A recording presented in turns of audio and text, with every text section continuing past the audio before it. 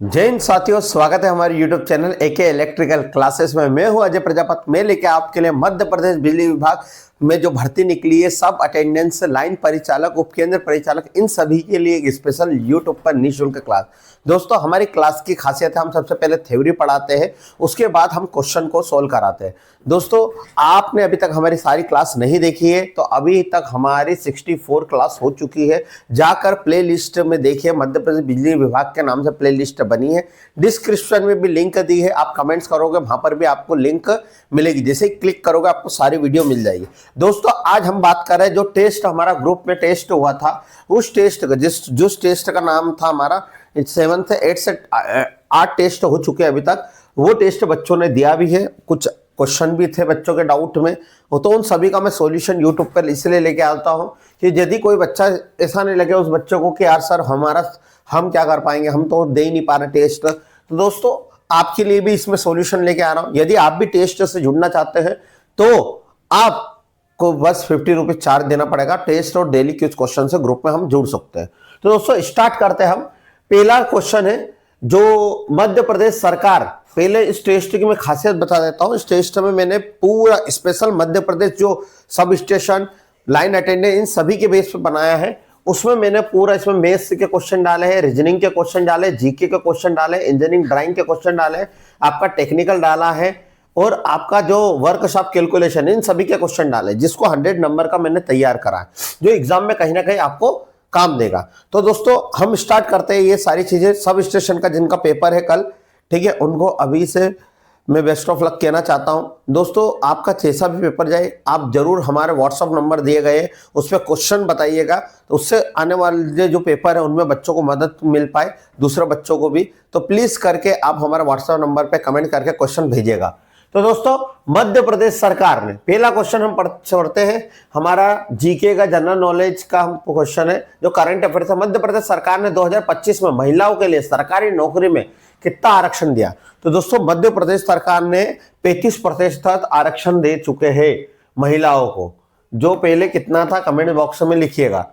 दूसरा क्वेश्चन है, मध्य प्रदेश सरकार द्वारा शुरू की गई मुख्यमंत्री वृंदावन ग्राम योजना का उद्देश्य क्या है? दोस्तों, हमारे मुख्यमंत्री द्वारा एक योजना जारी की गई है जिसका नाम है मुख्यमंत्री वृंदावन योजना, जो मध्य प्रदेश सरकार है। इसका मतलब है लोगों को आत्मनिर्भर ग्रामीण विकास, यानी जो ग्रामीण क्षेत्र है उनको आत्मनिर्भर बनाने के लिए ये योजना लागू की गई कि वो सेल्फ अपना बहुत सारा जो स्टेप, हम कह सकते हैं गांव का जो रोजगार है, बिजनेस है, वो स्टार्ट करे, छोटे छोटे बिजनेस, जैसे मटकियां बनाना, ये तो उनको आत्मनिर्भर बनाने के लिए, ठीक है, ये उद्देश्य चालू किया गया है।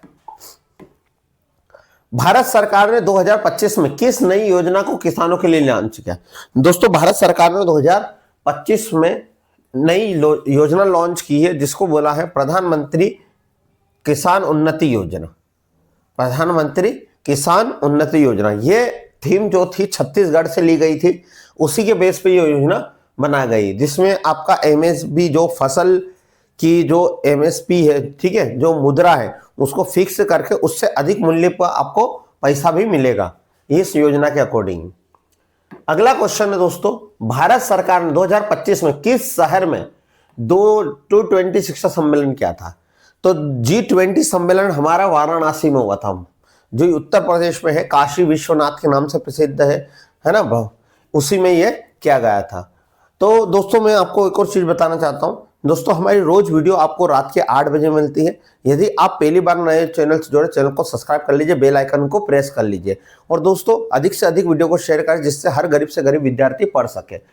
तो ये हमारे 4 क्वेश्चन हुए। 5वां है, भारत सरकार ने 2025 में किस योजना के तहत ग्रामीण क्षेत्रों को सौर ऊर्जा से लगाने की घोषणा की है? यानी जो ग्रामीण क्षेत्र में सोलर प्लेट है, वो लगाने की घोषणा किस योजना के तहत की है? तो दोस्तों, प्रधानमंत्री कुसुम योजना चरण 2, ठीक है, प्रधानमंत्री कुसुम योजना चरण 2 के अकॉर्डिंग ये योजना लागू की गई है। तो अगला है, भारत की कौन सी नदी 3 अलग अलग देशों में होकर गुजरती है? तो दोस्तों, भारत की कौन सी नदियां 3 अलग अलग? तो ब्रह्मपुत्र एक ऐसी नदी होती है जो 3 देश में बहती है। एक हमारे चीन में बहती है, भारत में बहती है और दूसरा होता है बांग्लादेश। ये 3 देश में बहती है। बांग्लादेश में इसका नाम होता है जमुना। भारत में कहां बहती है? तो भारत में हमारा असम और अरुणाचल प्रदेश में, 2 राज्य में बहती है, अरुणाचल प्रदेश। चीन में इसका नाम टैंगुलपो होता है, इस नदी का नाम ब्रह्मपुत्र का, और भारत में ब्रह्मपुत्र, और बांग्लादेश में जाके ये जमुना बन जाती है। ठीक है दोस्तों, तो ये 3 देशों में बहती है। समझ में आया होगा दोस्तों। वीडियो पसंद आए तो जरूर लाइक करें वीडियो को, चैनल को भी सब्सक्राइब करें। अगला है इंजीनियरिंग ड्राइंग से क्वेश्चन है हमारा दोस्तों। इंजीनियरिंग ड्राइंग में एज ग्रेड पेंसिल का प्रयोग सामान्यतः क्या किया जाता है? दोस्तों एज ग्रेड, तो मैंने दोस्तों पेंसिल वाला मैंने इंजीनियरिंग ड्राइंग भी आपको पढ़ाया है, उसकी 3 क्लास ली है, आप जाके देखिएगा इंजीनियरिंग ड्राइंग के। तो इंजीनियरिंग ड्राइंग में जो एज ग्रेड की पेंसिल होती है, वो 8 ग्रेड की का पेन जो ग्रेड होता है, वो हल्की और फाइन लाइन खींचने के लिए यूज करते हैं। क्लियर है? सबसे जो हम कहते हैं हार्ड पेंसिल होती है वो 9H होती है, और सबसे सॉफ्ट पेंसिल होती है हमारी बी। कौन C B? 2B, 8B, 7B। कौन सी होती है? 7B। सबसे हार्ड पेंसिल होती है 9H और सबसे सॉफ्ट पेंसिल होती है 7B। याद रखना, सबसे लाइट कलर देती है 9H पेंसिल और सबसे डार्क कलर देती है 7B के। तो हल्का कलर इनने पूछा है, हल्की लाइन फाइन लाइन खींचने के लिए आपको एज ग्रेड की पेंसिल यूज करना पड़ेगी, ना कि बी ग्रेड की। आइसोमेट्रिक व्यू वस्तु का ऑब्जेक्ट को किस तरह दर्शाता है? दोस्तों आइसोमेट्रिक व्यू क्या होता है? आइसोमेट्रिक, जैसे मैंने अब घन बनाया, ठीक है, घन की कितनी भुजा होती है? 6 भुजा होती है। अब मैं नॉर्मल बताता तो मैं इसको आपको दर्शा नहीं पाता, पर आपने अभी ये दिख रहा है घन जैसा दिख रहा होगा, ठीक है, कहीं ना कहीं दिख रहा होगा। इंजीनियरिंग ड्राइंग मेरी भी खराब थी।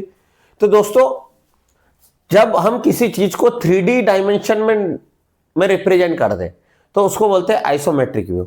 क्लियर है? याद रखिएगा दोस्तों, आइसोमेट्रिक व्यू 3 डायमेंशन करता है, एक्स, वाई और एक जेड। ठीक है, इन तीनों के बीच 120 डिग्री का अंतर होता है। 120 डिग्री का अंतर होता है एक्स के वाई के बीच, वाई के बीच जेड के बीच, इनके बीच। तो 3D डायमेंशन के रूप में यूज करते हैं। अगला क्वेश्चन है दोस्तों, ड्राइंग बोर्ड बनाने के लिए सामान्यतः किस लकड़ी का उपयोग किया जाता है? Drawing board D0, D1, D2, D3 मैंने सब पढ़ा चुका हूं। ये आप जाके हमारे यूट्यूब पर निःशुल्क क्लासेस है, उसमें देख सकते हैं। पाइन वुड होता है जिसका उपयोग करके ड्राइंग बोर्ड बनाया जाता है। अगला क्वेश्चन है ट्राई स्क्वायर, टी स्क्वायर या ट्राई स्क्वायर है ना, ट्राई स्क्वायर का उपयोग किस कार्य के लिए किया जाता है?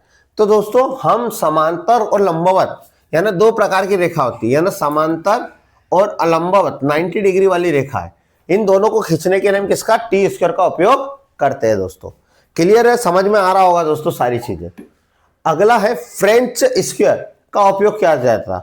तो दोस्तों फ्रेंच स्क्वायर क्या होता है? जब आप इनरेगुलर बनाते हो, जैसे मान लो रेगुलर लाइन नहीं है, ये इस तरह से, जैसे इसे लाइन बनाई, ये इस तरह से घुमाई, फिर इस तरह से बनी, फिर इस तरह से घुमा दी, फिर इस तरह से घुमा दी, इस तरह की जो लाइन प्रॉपर एक लाइन में नहीं होती उसको बोलते हैं फ्रेंच। तो अनियमित अरेगुलर कर्व बनाने के लिए जो हम यूज करते हैं उसको बोलते हैं फ्रेंच स्क्वायर। ड्राइंग में गाड़ी वो स्पष्ट लाइन खींचने के लिए किसका यूज करते हैं? दोस्तों फिर बोल रहा हूं, 9H पेंसिल सबसे कठोर होती है और सबसे पतला कलर यानी लाइट कलर 9H का ही होता है। जैसे बढ़ते जाओगे डार्क, 7B सबसे कठोर होती, सबसे सॉफ्ट पेंसिल में माना जाता है, सबसे नर्म पेंसिल, और सबसे डार्क कलर यही देती है। अब इसने पूछा है डार्क और मोटी, तो डार्क हमारे कौन सी देगी? बी। अब बी बताओ इसमें कौन सा? ये तो ये भी एच है, ये भी एच है, ये भी एच है। एच तो सब क्या देती? कठोर होती है पर लाइट कलर देती है, इसलिए हम यहां पर कैसे ऑप्शन पे जाएंगे? HB। HB का फुल फॉर्म होता है, क्या होता है? Hard black. क्या होता है? Hard black. अगला क्वेश्चन है ड्राइंग शीट के कॉर्नर में स्टैंडर्ड मार्जिन कितनी छोड़ी जाती है? दोस्तों जो ड्राइंग बोर्ड होता है या ड्राइंग जो शीट होती है उसमें जो कॉर्नर होती है उसमें मार्जिन कितनी छोड़ी जाती है? एक्चुअल जो छोड़ी जाती है, ठीक है, अलग अलग कहते हैं, पर 15 mm तक छोड़ी जाती है। कितनी mm तक? 15 mm तक मैक्सिमम, ठीक है, स्टैंडर्ड मार्जिन। पर क्या होता है कभी कभी है ना, जब ये एग्जाम में क्वेश्चन आया था आपका, तो उसमें अधिकतम 15 mm और न्यूनतम कितने छोड़ते हैं? 10 mm। तो न्यूनतम 10 mm तक छोड़ते हैं और अधिकतम कितने mm तक छोड़ते हैं? 15 mm। ड्राइंग शीट का क्षेत्रफल कितना होता है? दोस्तों ये सब कुछ पढ़ाया हो उसमें से ही क्वेश्चन आए हुए। ड्राइंग शीट का ये एएलपी लोको पायलट की एग्जाम हुई थी, उसमें क्वेश्चन था कि ड्राइंग शीट का क्षेत्रफल कितना होता है।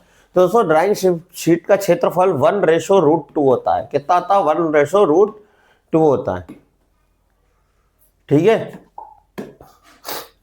अगला हमारा गणित से क्वेश्चन है दोस्तों। गणित से मैथ्स से का क्वेश्चन है। बच्चे जो मैथ्स में कमजोर है उनको थोड़ा ध्यान देने की जरूरत है। ये जिनका सब स्टेशन का पेपर है उनको भी थोड़ा सा देने की जरूरत है रीजनिंग और इसकी। दो ट्रेन एक दिशा में जा रही है, ठीक है, एक 54 किलोमीटर घंटे से जा रही है और 36 किलोमीटर घंटे से जा रही है। एक तेज ट्रेन 180 मीटर लंबी है, तो वह धीमी ट्रेन को कितनी दूरी में पार करेगी? ठीक है, तो दोस्तों हमको कुछ नहीं देखना, यह डिस्टेंस कितनी है, स्पीड कितनी है। स्पीड यानी गति, गति है 54 किलोमीटर एक दिशा में। दोस्तों जब भी कोई एक दिशा में है, ये जब भी कोई ट्रेन एक दिशा में होती है तो उनकी स्पीड क्या होती जाती है? घट जाती है। जो स्पीड होती है वो एक दिशा में तो घट जाती है, यदि विपरीत दिशा में तो स्पीड जुड़ जाती है। तो यहाँ पर दो स्पीड है, 54 पहले वाली की और दूसरी 36, दोनों एक दिशा में होने के कारण स्पीड क्या हो जाएगी? घट जाएगी। 54 में से 36 गया तो कितना बचा? 18 किलोमीटर पर आवर्स, प्रति घंटा।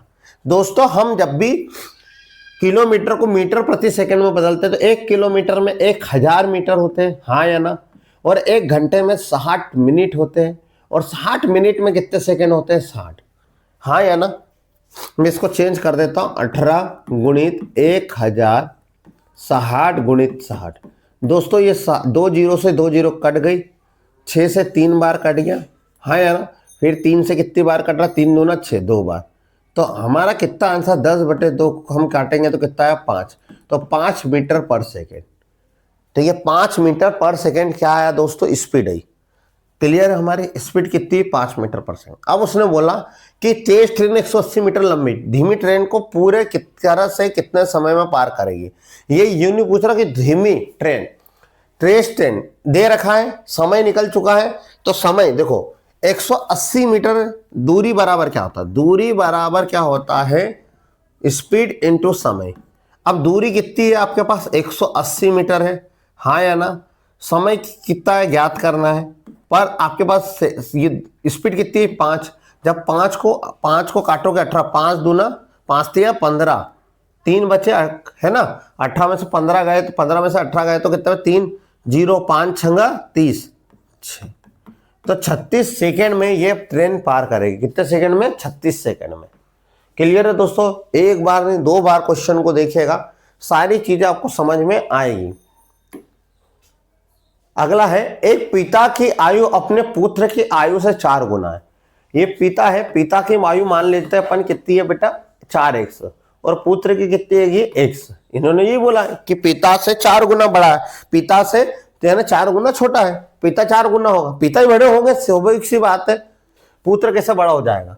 अब 5 वर्ष बाद पुत्र की आयु का 3 गुना हो जाता। कुछ नहीं करना है, पिता की आयु कितनी थी? 4x, 5 वर्ष बाद इनने बोला, और पुत्र की आयु थी कितनी? x। 5 वर्ष बाद कितने गुना हो जाती है पिता की आयु? 3 गुना।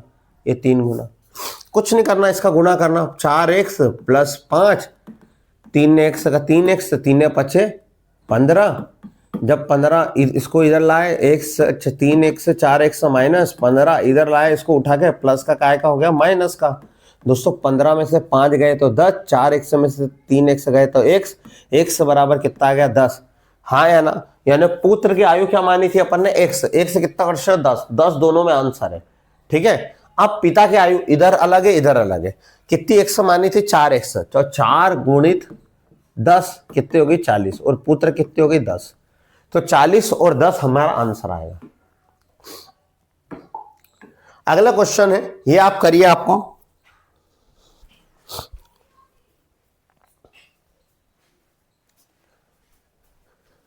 समय लगेगा। खाली करने में कितना समय लगेगा? यानी एक टंकी है, ये टंकी है, ऐसा बोल रहा है। एक नल तो इसको भर रहा है और एक नल इसको क्या कर रहा है? खाली कर रहा है। भरने वाला नल 12 घंटे में भर देता है, हाँ या ना? और खाली करने वाला इसको कितने घंटे में खाली कर देता है? 18 घंटे में। तो पूरी टंकी को खाली करने में कितना समय लगेगा? तो दोस्तों आपको यदि पता है तो जब भी कोई काम होता है तो कार्य, काम पानी भरना भी काम है, कार्य बराबर होता है जो किया गया, आपकी कितनी ताकत है और आपने कितने दिन तक किया। क्षमता इंटू दिन, क्षमता इंटू दिन, आपकी ताकत कितनी थी और आपने कितने दिन तक किया, ये कहलाता कार्य। तो दोस्तों ये दोनों का आप जब एलसीएम लोगे, ये दिन पता है अपने को, ये 12 और 18 दिन, ये हट घटा नहीं, माइनस इसलिए लगाया क्योंकि ये खाली कर रहा है। तो दोस्तों टोटल यहाँ पर कितने दिन है, 12 और 18 का एलसीएम लेंगे तो आपको सभी को एलसीएम आता होगा मेरे से अच्छा। 12 और 18 का एलसीएम होता है 36, क्योंकि 6 के टेबल में आपको सभी को पता है कि 18 के टेबल, 18 दूना 36, 12 के टेबल में भी 36 आता है, 18 के टेबल में भी 36, इसको बोलते हैं लघुत्तम समापता। 12 के टेबल में 36 कितनी बार आता है, ये हो गया हमारा दिन यानी टाइम, 12 36, इफिशिएंसी इसकी कितनी आ गई 3, यानी एक दिन में कितना काम करता है, ए नल 3, बी कितना करता है 2, 18 दूना 36। क्लियर। अब ये दोनों नल को मैंने चालू कर दिया एक साथ, ठीक है, तो केवल रिसाव अकेले पूरी टंकी को कितने समय में खाली कर देगा। दोस्तों मैंने दोनों नल को चालू करा है, तो पहला सभी को ये बात पता होना चाहिए कि दोस्तों पहला क्या है, हमारा टंकी 3 तो भर रही है और एक क्या कर रही है, खाली कर रही है। 3 तो भर रही है और एक खाली कर रही है, यानी एक दिन में यदि 3 लीटर पानी जा रहा है और 2 लीटर निकल रहा है तो टोटल उसमें कितने लीटर बच रहा है, 1 लीटर। कितना बच रहा है, 1 लीटर। यदि मैंने पूरा 1 लीटर बच रहा है तो इसको खाली करने में कितने घंटे लगेंगे, तो 36 घंटे। कितने घंटे लगेंगे, 36 घंटे, यानी इसको खाली करने में इसको 36 घंटे एक्स्ट्रा काम करना पड़ेगा। क्लियर है। तो 36 घंटे इसको खाली करने में समय लगेगा। अगला क्वेश्चन है 12 + 18 भागित 6 × 3 - 5 बराबर होता है। बोर्ड मास का रूल है, सबसे पहले ब्रैकेट सोल्व करते हैं, ठीक है। बोर्ड मास सभी को पता होगा, बोर्ड मास मेरे से अच्छा आप सभी को सबको आता है। तो बोर्ड मास पहला होता है ब्रैकेट होता है, ब्रैकेट को सोल्व करते हैं। ब्रैकेट 12 और 18 को कितना हो जाएंगे, 30 भागित 6, फिर क्या करते हैं डिवाइड इंटू 3 - 5, 6 × 5 = 30, हाँ या ना, गुणित 3 - 5, 5 × 3 = 15, 15 - 5, हाँ या ना, तो कितना आ गया 10, आंसर है 10। तो ये अपना आंसर आ गया 10। और आप देख लीजिएगा यदि मैं गलत हूँ तो मेरा मैथ्स इतना स्ट्रांग नहीं है, इतना आपका है। ए बी मिलकर किसी काम को 10 दिन में करते हैं, ए अकेला उसी काम को 15 दिन में करता है, तो बी कितने दिन में करेगा। दोस्तों वही वाला क्वेश्चन है, ए और बी मिलकर किसी व्यक्ति काम को 2 व्यक्ति 10 दिन में करते और ए अकेला कितने दिन में करता है, 15 दिन में। सर वही आपने बताया कि जो भी काम होता है, जो भी वर्क होता है, जो भी कार्य होता है, वो दिन गुणित उसकी ताकत, क्षमता होती है, इफिशिएंसी, जिसको क्षमता बोलते हैं। अब इसने दिन तो बता दिए, इन दोनों का अपन एलसीएम लेते हैं। 10 के टेबल में भी 30 आता है, 15 के टेबल में भी 30 आता है। दोनों के पहाड़े में जो आए वो उसका लघुत्तम समापवर्तक होता है। 10 के पहाड़े में 30 मेरे बच्चों कितनी बार आता है, तो 3 बार। तो ये इसकी ताकत हो गई कि दोनों मिलके एक दिन में कितना 3 काम कर रहे हैं। टोटल काम कितना हमारा, टोटल काम 30 है और ए कितना काम कर रहा है, 2, 15 दूना 30। यदि दोनों मिलके 3 काम करते हैं और ए अकेला 2 काम कर रहा है, तो दोस्तों ये ए तो 2 काम कर रहा है और ये बी कितना करेगा, 1, जब तो 3 होगा। तो उसने पूछा बी, भैया ए प्लस बी आपने बोला 3 काम करता है, ठीक है, और आपका ए कितना काम कर रहा है, ए आपका काम कर रहा है 2, तो आपने बोला बी कितना करेगा, तो बी आपका करेगा केवल 1 काम। समझ में आया इतना, दोनों में क्लियर है। अब बी 1 काम करता तो पूरा काम कितना 30 दिन में। यदि बी टोटल काम, इसकी ताकत कितनी बी की 1 है, तो टोटल वर्क बराबर होता है दिन गुणित क्षमता। बी की क्षमता कितनी है, 1 काम करने की, दिन कितना काम है 30, जब 30 को 1 से भाग दोगे तो 30, तो बी कितने दिन में काम करेगा, पूरा काम 30 दिन में। सभी को आशा करता हूं समझ में आ रहा होगा। दोस्तों वीडियो पसंद आए तो वीडियो को जरूर लाइक करें, चैनल को सब्सक्राइब करें। इस क्वेश्चन को करने की कोशिश करिएगा, सभी पुश करिएगा, जिससे आपका भी विवेक, सभी फल, ये फ्रूट कर लेता हूं, सभी फ्रूट, सेब है, सेब यानी एप्पल। आप जब भी बाहर जाते हो आपको सारे लोग दिखते, घर के अंदर आते कुछ, तो इसलिए हमेशा अंदर से बाहर जाओगे तो सारा बनाना। सभी फेल फेल फल सब है, कुछ सेब, कुछ एप्पल आम है, कुछ मैंगो। अब कुछ फल आम है, कुछ फल आम है, हो भी सकता है नहीं भी हो सकता है, दोनों कंडीशन में हो सकता है ना। सभी आम फल है, सभी आम, सभी आम नहीं, अंदर आते तो कुछ दिखता है, अंदर आते तो क्या दिखता है, केवल कुछ दिखता है, ठीक है। अंदर आता है सभी आम, आम क्या ये रहा, सॉरी सभी आम क्या है, सभी आम फल है, सभी आम फल है। तो इसको ऐसा बना के पहले एक बार अपन टेस्ट कर लेते हैं, सभी फल ये। तो अब इसको और बना लेते हैं। क्या तीसरा डिस्कशन क्या था, कुछ सेब आम है, कुछ सेब यानी कुछ सेब अंदर की तरफ आएगा तो कुछ सेब आम है, ये आम है। यह वाली कंडीशन आएगी, पर यह वाली कंडीशन है नहीं, तो हम इस पे जा ही नहीं सकते, केवल पहला सही आएगा। आप और मुझे बताइएगा, क्योंकि है ना मुझे 9 निगमों का इतना नॉलेज नहीं है, पर मैंने आपको बता दिया मेरे अकॉर्डिंग एक आएगा। आप इसका आंसर बताइएगा, मैं और कमेंट बॉक्स में इसका गूगल जो क्वेश्चन मैंने उसमें देख के आपको बता दूंगा। अगला क्वेश्चन है दोस्तों, बैठक व्यवस्था का सेटिंग अरेंजमेंट का, कि 6 व्यक्ति बैठा है गोल मेज पे, ए बी के दाईं ओर बैठा है, सी डी के सामने बैठा है, एफ के बाईं ओर कौन बैठेगा। तो दोस्तों इसका आंसर आप करिएगा कमेंट बॉक्स में। इसका आंसर हाँ ए आएगा, ठीक है। आप देखिएगा ए आ रहा है कि नहीं, आपका कमेंट बॉक्स में कमेंट करिएगा किस तरह से और कुछ क्या। एक व्यक्ति को इशारा करते हुए एक महिला ने कहा, यानी एक महिला कह रही है एक व्यक्ति की ओर इशारा करते हुए, ये व्यक्ति है यानी मेल है ना, मेल है यानी पुरुष है। क्या बोला उनने कि यह मेरे पिता, महिला ने बोला मेरे पिता, ठीक है, इसके पिताजी हैं, पिताजी की पत्नी, पिताजी की पत्नी यानी इसकी भी माताजी हुई, इस महिला के पिता की पत्नी इसकी माताजी हुई, माताजी का बेटा है, यानी इसका क्या हुआ, महिला से उस व्यक्ति का क्या संबंध है, भाई है, क्या है, भाई है। क्लियर है इतनी बात, इजी क्वेश्चन था, कुछ नहीं था। ये क्वेश्चन है एग्जामिनेशन शब्द के अक्षरों को अल्फाबेटिक ऑर्डर ए से जेड को लिखा जाए तो दाएं से 5वां अक्षर क्या होगा। कुछ नहीं बोला इन्होंने, ए से जेड, अपना एबीसीडी कैसा होता है उस अकॉर्डिंग जमाना। पहले कौन आ रहा है, तो भैया यहां पर ए कितनी बार है, 2, तो ए के बाद हमारा क्या आता, बी आता, बी तो है नहीं, सी आता, सी भी नहीं है, डी है क्या, इसमें नहीं है, डी के बाद ई है, हाँ सर ई है, उसके बाद एफ है क्या, नहीं है, एफ के बाद क्या होता है, जी एच आई है क्या, नहीं है, आई है, ये आई 1 2 आई, ठीक है।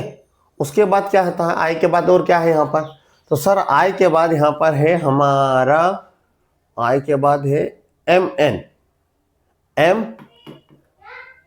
एन कितनी बार है, 2 बार, ये 1 और 2, ये एन है। उसके बाद क्या है, ओ, उसके बाद क्या है, ओ। अब देखते हैं, उसके बाद है हमारा, ओ के बाद है एक्स, डायरेक्ट क्या है, एक्स। अब देखो टोटल कितने अक्षर है, 1 2 3 4 5 6 7 8 9 10 11, 1 2 3 4 5 6 7 8 9 10, एक अक्षर छूट चुका है। देखो कौन सा अक्षर छूटा, एन 2 बार है, ए हमारा 2 बार है, ठीक है, आई हमारा 2 बार है, ई 1 बार है, ठीक है। कौन सा एक अक्षर छूट चुका है, देखो जरा फटाफट, ओ भी है, ओ कितनी बार, 1 बार है, ए भी 2 बार है, एम, एम लिखा कि नहीं लिखा, लिखा, फिर से लिख लेते हैं एक बार, एक बार लिख लेता हूं मैं इसको, कहाँ छूटा है। पहला अक्षर आएगा ए कितनी बार है, 2 बार, ए के बाद डायरेक्ट बी है क्या, सी डी ई है सर, ई के बाद क्या होता है, ई के बाद एफ जी एच आई भी कितनी बार है, जो हो रहा है उसको टिक मारते जाता हूं, ठीक है। क्या होता है उसके बाद आई कितनी बार है, 2 बार, 2 बार आई लिख लिया। जे के एल है क्या, नहीं, एम है, एम कितनी बार है, 1 बार। उसके बाद कितनी है, एन कितनी बार है, 2 बार। ओ है, ओ, फिर उसके बाद क्या है, ओ के बाद आएगा आपका टी, और यहां पर आएगा आपका एक्स। टी छूट रहा था, है ना, टी छूट रहा था। ठीक है, ये सारी चीज अब देखते हैं अपन।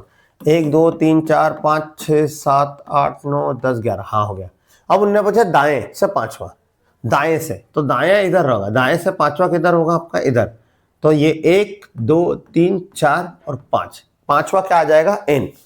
ठीक है, दाएं से पांचवा कौन सा आ जाएगा हमारा, n। अगला क्वेश्चन है दोस्तों, ये क्वेश्चन बहुत लोगों को नहीं बना, पता नहीं क्यों नहीं बना।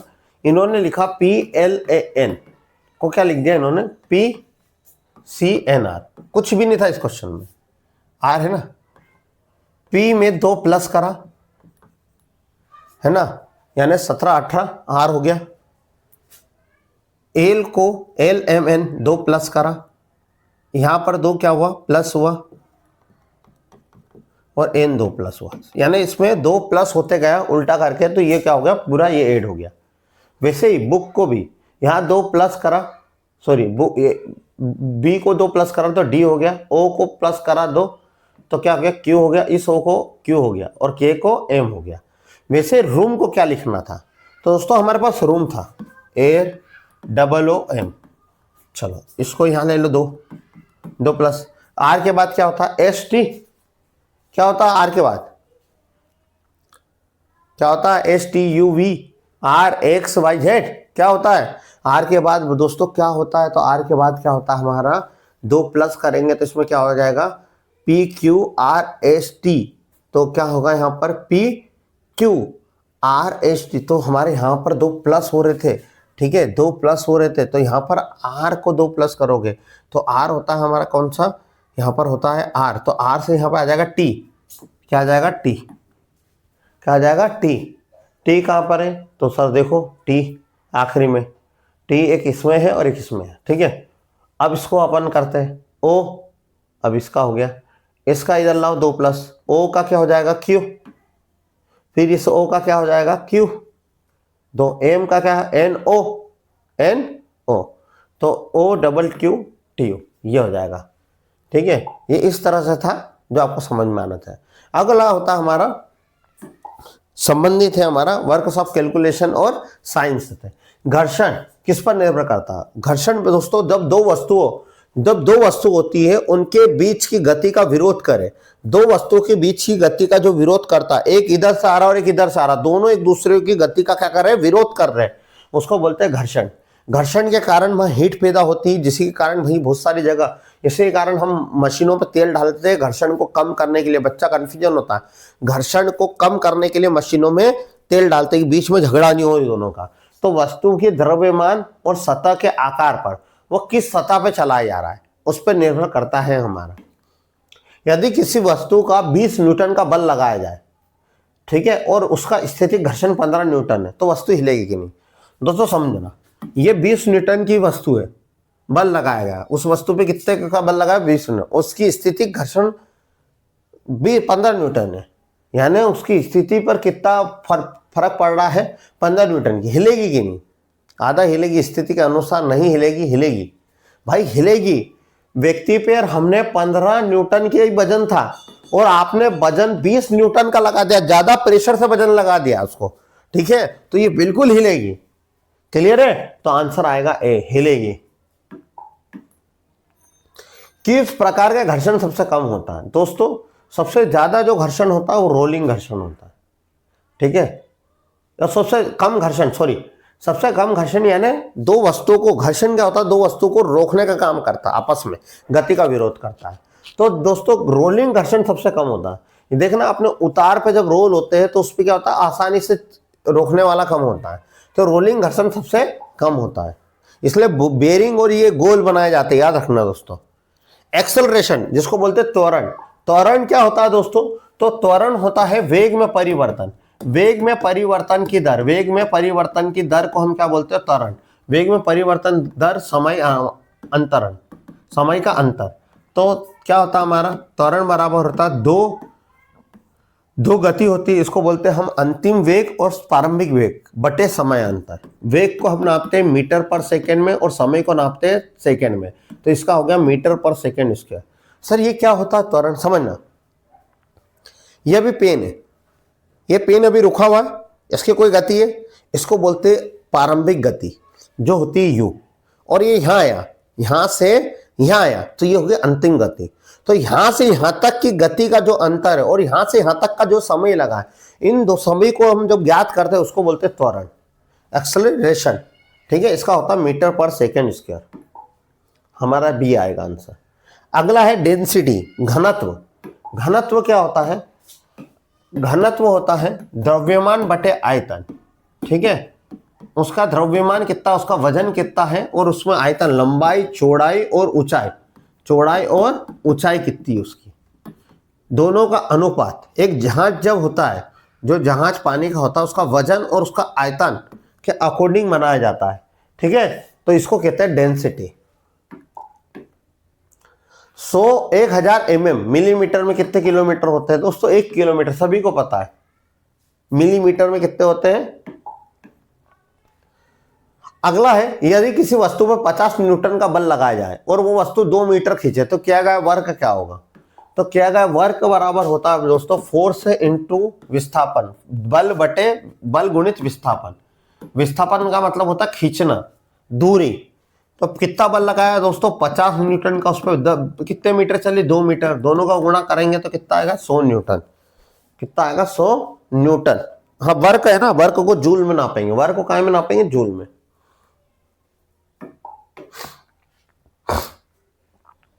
अगला सूत्र है घर्षण बल का सूत्र क्या है दोस्तों? घर्षण बल का सूत्र होता है mu into N. Mu into N घर्षण बल का सूत्र होता है, इसको याद रख लीजिएगा, एग्जाम में आने जैसे क्वेश्चन है ये। घर्षण बल किस पर निर्भर करता है? तो ये रिपीट हो गया है क्वेश्चन, किसी वस्तु का द्रव्यमान उसकी सतह पर निर्भर करता है। अब हमारे टेक्निकल क्वेश्चन स्टार्ट हो रहे हैं, जो आपको बहुत अच्छी चीजें यहां पर मिलेगी। तो किसी भी खुले सर्किट में प्रतिरोध और धारा का प्रवाह कितना होता है दोस्तों? ये कोई सर्किट है, ये बल्ब जल रहा था, ठीक है, ये बल्ब यहाँ पे मैंने सप्लाई दे दी, यहाँ से बैटरी लगा दी। अब बताओ, यहाँ से करंट जा रहा है और वायर क्या हो गए? खुल गए। करंट जाएगा क्या? नहीं। तो करंट का मान क्या हो जाएगा? बल्ब जलेगा क्या? नहीं, जीरो। करंट को रोकने वाला कौन कहलाता? रेजिस्टेंस, प्रतिरोध। करंट को रोकने वाला प्रतिरोध कहलाता है। यदि करंट को जाने नहीं दे रहा, इसका मतलब प्रतिरोध क्या होगा? अनंत। तो प्रतिरोध हमारा अनंत होगा, रेजिस्टेंस, और करंट होगा जीरो।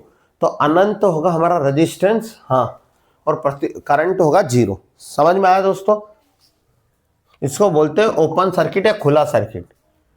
अगला क्वेश्चन है, निम्नलिखित में से कौन सा ओम के नियम का पालन नहीं करता? ओम एक साइंटिस्ट थे, जो जॉर्ज साइमन उनका नाम था। ये जर्मनी के रहने वाले थे। इन्होंने 2-3 लोगों के बीच संबंध बताया था, वोल्टेज, करंट और रेजिस्टेंस।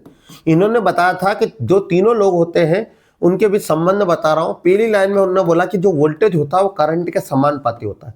इन्होंने ये बोला कि जैसे जैसे वोल्टेज बढ़ेगा वैसे वैसे करंट बढ़ेगा, जैसे जैसे वोल्टेज घटेगा वैसे वैसे करंट घटेगा। दूसरी लाइन में बोला कि दुनिया में ये चिन्ह को जब भी हटाते तो एक बराबर के साथ एक नियत लगाते, नियत मान जिसका मान कभी बदले नहीं। तो यहाँ रेजिस्टेंस लगाया इंटू आई, ये होता है ओम का नियम। ओम का नियम हमेशा चालक कुचालक दोनों पे लगता है, डिपेंड करता है। चालक जिसकी भौतिक अवस्था परिवर्तन हो, जैसे तापमान बदलने पे उनमें चेंज नहीं आए, ऐसे चालक पे लगता है। दूसरा, ओम का नियम किस किस पे लगता है? तो ओम का नियम हमेशा रेखीय परिपथ, यानी आप जितना करंट बढ़ा रहे हो, ठीक है, उतना ही क्या बढ़ेगा? वोल्टेज। जैसे 1 एम्पियर करंट बढ़ा रहे 2 एम्पियर, तो 2 एम्पियर करंट बढ़ा तो वोल्टेज भी कितना बढ़ेगा? 2 वोल्ट। तो इसको रेखीय अनुपात में काम करता है ओम का नियम। तो ओम का नियम हमेशा पेसिव एलिमेंट पर लगता है, यानी पेसिव एलिमेंट को निष्क्रिय अवयव, ऐसे तत्व जो ऊर्जा को क्या करते हैं? खर्च करते हैं। जैसे प्रतिरोध हो गया, रेजिस्टेंस हो गया, कुंडली हो गई, इंडक्टर हो गया और कैपेसिटर। ट्रांजिस्टर और ये बल्ब और ये सब क्या होते हैं? एक्टिव एलिमेंट होते हैं। ट्रांजिस्टर, डायोड और ये ऊर्जा को कहीं ना कहीं क्या उत्पन्न करते हैं? ये एक्टिव एलिमेंट, जिसको हम बोलते हैं बल्ब का फिलामेंट, एक्टिव एलिमेंट। तो ये सब ओम के नियम का पालन नहीं करते। तो ये इसलिए ABC आंसर आएगा। अगला, अरेखीय प्रतिरोध, जिसका प्रतिरोध वोल्टेज के बढ़ने के साथ घटता है। दोस्तों, अरेखीय प्रतिरोध वो प्रतिरोध होते हैं जो ओम के नियम का पालन नहीं करते, ठीक है। यानी ये ऐसे प्रतिरोध होते हैं जिनका वोल्टेज बढ़ाने पे, या हम कह सकते हैं ऐसे इनके अंदर कोई ऐसा परिवर्तन हो कि प्रतिरोध परिवर्तन, वोल्टेज बढ़ाए तो प्रतिरोध घट जाए, या प्रतिरोध बढ़ाए तो वोल्टेज बढ़ जाए, या इस तरह से होते हैं लाइट बढ़ाने वाले, ठीक है। तो इन्होंने बोला ऐसा प्रतिरोध चाहिए हमको जो वोल्टेज बढ़ाने के साथ घटता है। तो दोस्तों वोल्टेज बढ़ाने पे रेजिस्टेंस घटे, वोल्टेज बढ़ाने पे रेजिस्टेंस क्या होता है, घटता है। इसको हम बोलते हैं कौन सा रेजिस्टेंस दोस्तों, वेरिस्टर। क्या बोलते हैं, वेरिस्टर। इसको VDR भी बोलते हैं, वोल्टेज डिपेंडेंट रेजिस्टेंस। ये वोल्टेज वाले सर्किटों में लगता है जहां पर वोल्टेज बढ़ने पर यदि ऑटोमेटिक हमारे सर्किट ब्लास्ट होने वाले, ज्यादा वोल्टेज मिला, तो उसमें टीवी में इलेक्ट्रॉनिक गैजेट जितने होते हैं उन सभी में VDR लगता है, वोल्टेज डिपेंडेंट रेजिस्टेंस, वोल्टेज पर निर्भर करने वाला रेजिस्टेंस। दोस्तों वीडियो पसंद आ रही तो जरूर वीडियो को लाइक करो, चैनल को सब्सक्राइब करें। अगला है क्यू विद्युत की मात्रा क्या होती है। तो हमको पता है क्या होता है, आवेश। आवेश क्या होता है, तो आवेश बराबर होता है, ठीक है, पहले तो करंट बता दो। करंट क्या होता है, किसी चालक में बहने वाले हुए आवेश की संख्या बटे समय अंतर। तो दोस्तों आवेश बटे समय होता है हमारा करंट, आवेश बटे समय क्या होता है, करंट होता है, ठीक है। आवेश को हम Q से बोलते, समय को T से। अब इसने पूछा आवेश, तो आवेश क्या हो जाएगा, I × T। करंट और समय का गुणनफल क्या कहलाता है, चार्ज, जिसको हम बोलते हैं आवेश। तो करंट इंटू समय का गुणनफल क्या कहलाता है, आवेश। आवेश को कूलाम से नापते हैं, कूलाम से नापते हैं। इसकी एसआई यूनिट क्या होती है, कूलाम। किसी कंडक्टर की वजह से इलेक्ट्रिक करंट गुजरने पे उष्मा उत्पन्न होती है, किस कारण होती है। तो दोस्तों जब भी आपको उष्मा की बात करें, गर्मी की बात करें, तो एक सूत्र होता है जूल का नियम। जूल बराबर बोलता है हीट I² × RT। याद रखना दोस्तों, यदि किसी के अंदर गर्मी पैदा हो रही है, जैसे हीटर हो गया है हमारा, है ना, गीजर हो गया है, इन सभी ये सी नियम के अकॉर्डिंग काम है। जिसमें करंट गुजारा तो आपको उष्मा उत्पन्न हुई, किसके कारण हुई, रेजिस्टेंस के कारण। किसके कारण हुई, रेजिस्टेंस के कारण। क्लियर है, कोई कंफ्यूजन होना नहीं चाहिए इसमें। 10 ओम का प्रतिरोध वाले तार को मोड़कर एक वृत्त बनाया गया। उस वृत्त के किसी भी व्यास के दो बिंदुओं के मध्य का प्रतिरोध कितना हुआ। दोस्तों इन्होंने क्या करा, एक 10 ओम का रेजिस्टेंस था, हाँ या ना, इसको मोड़कर एक वृत्त बना दिया, यानी इन्होंने इसको इसी को लिया और मोड़ दिया। दोस्तों जब भी याद रखना, किसी तार को उसी को मोड़ते तो वो आधे में बढ़ जाता है, यानी इसको इन्होंने इस तरह से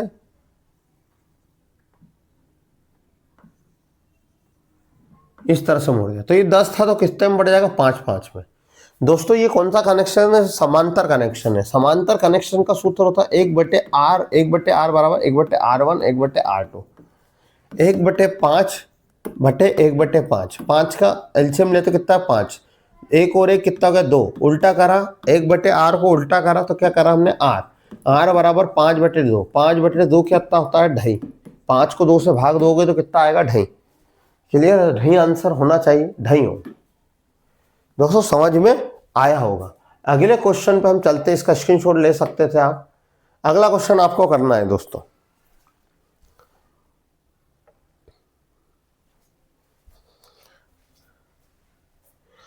अगला क्वेश्चन है हमारा, 230 वोल्ट के आपूर्ति वोल्टेज से जुड़े हुए 100 वाट का हीटर से प्रवाहित होने वाली विद्युत धारा कितनी होगी। दोस्तों यदि 230 वोल्ट की आपूर्ति वोल्टेज से जुड़े 100 वाट का हीटर है तो उसमें विद्युत धारा कितनी होगी। तो दोस्तों पावर बराबर होता है वोल्टेज इंटू करंट। पावर कब बनता है, जो वाट कब बनता है, शक्ति कब बनती है, जब वोल्टेज और करंट का झगड़ा होता है तो जब बनती है पावर, इसीलिए हम उसको क्या बोलते हैं, वाट। ठीक है, तो वोल्टेज कितना है, यहां पर वोल्टेज है 230 वोल्ट और हमारा वाट कितना है, करंट निकालना है ना, 1000 वाट। अब 1000 में 230 का हम भाग देते हैं आई से, तो ये 0 से 0 कट गया, 100/23, 23 चौक 96 है ना, 4×3 12, 92, 24 चौक 23 चौक 92 होता है।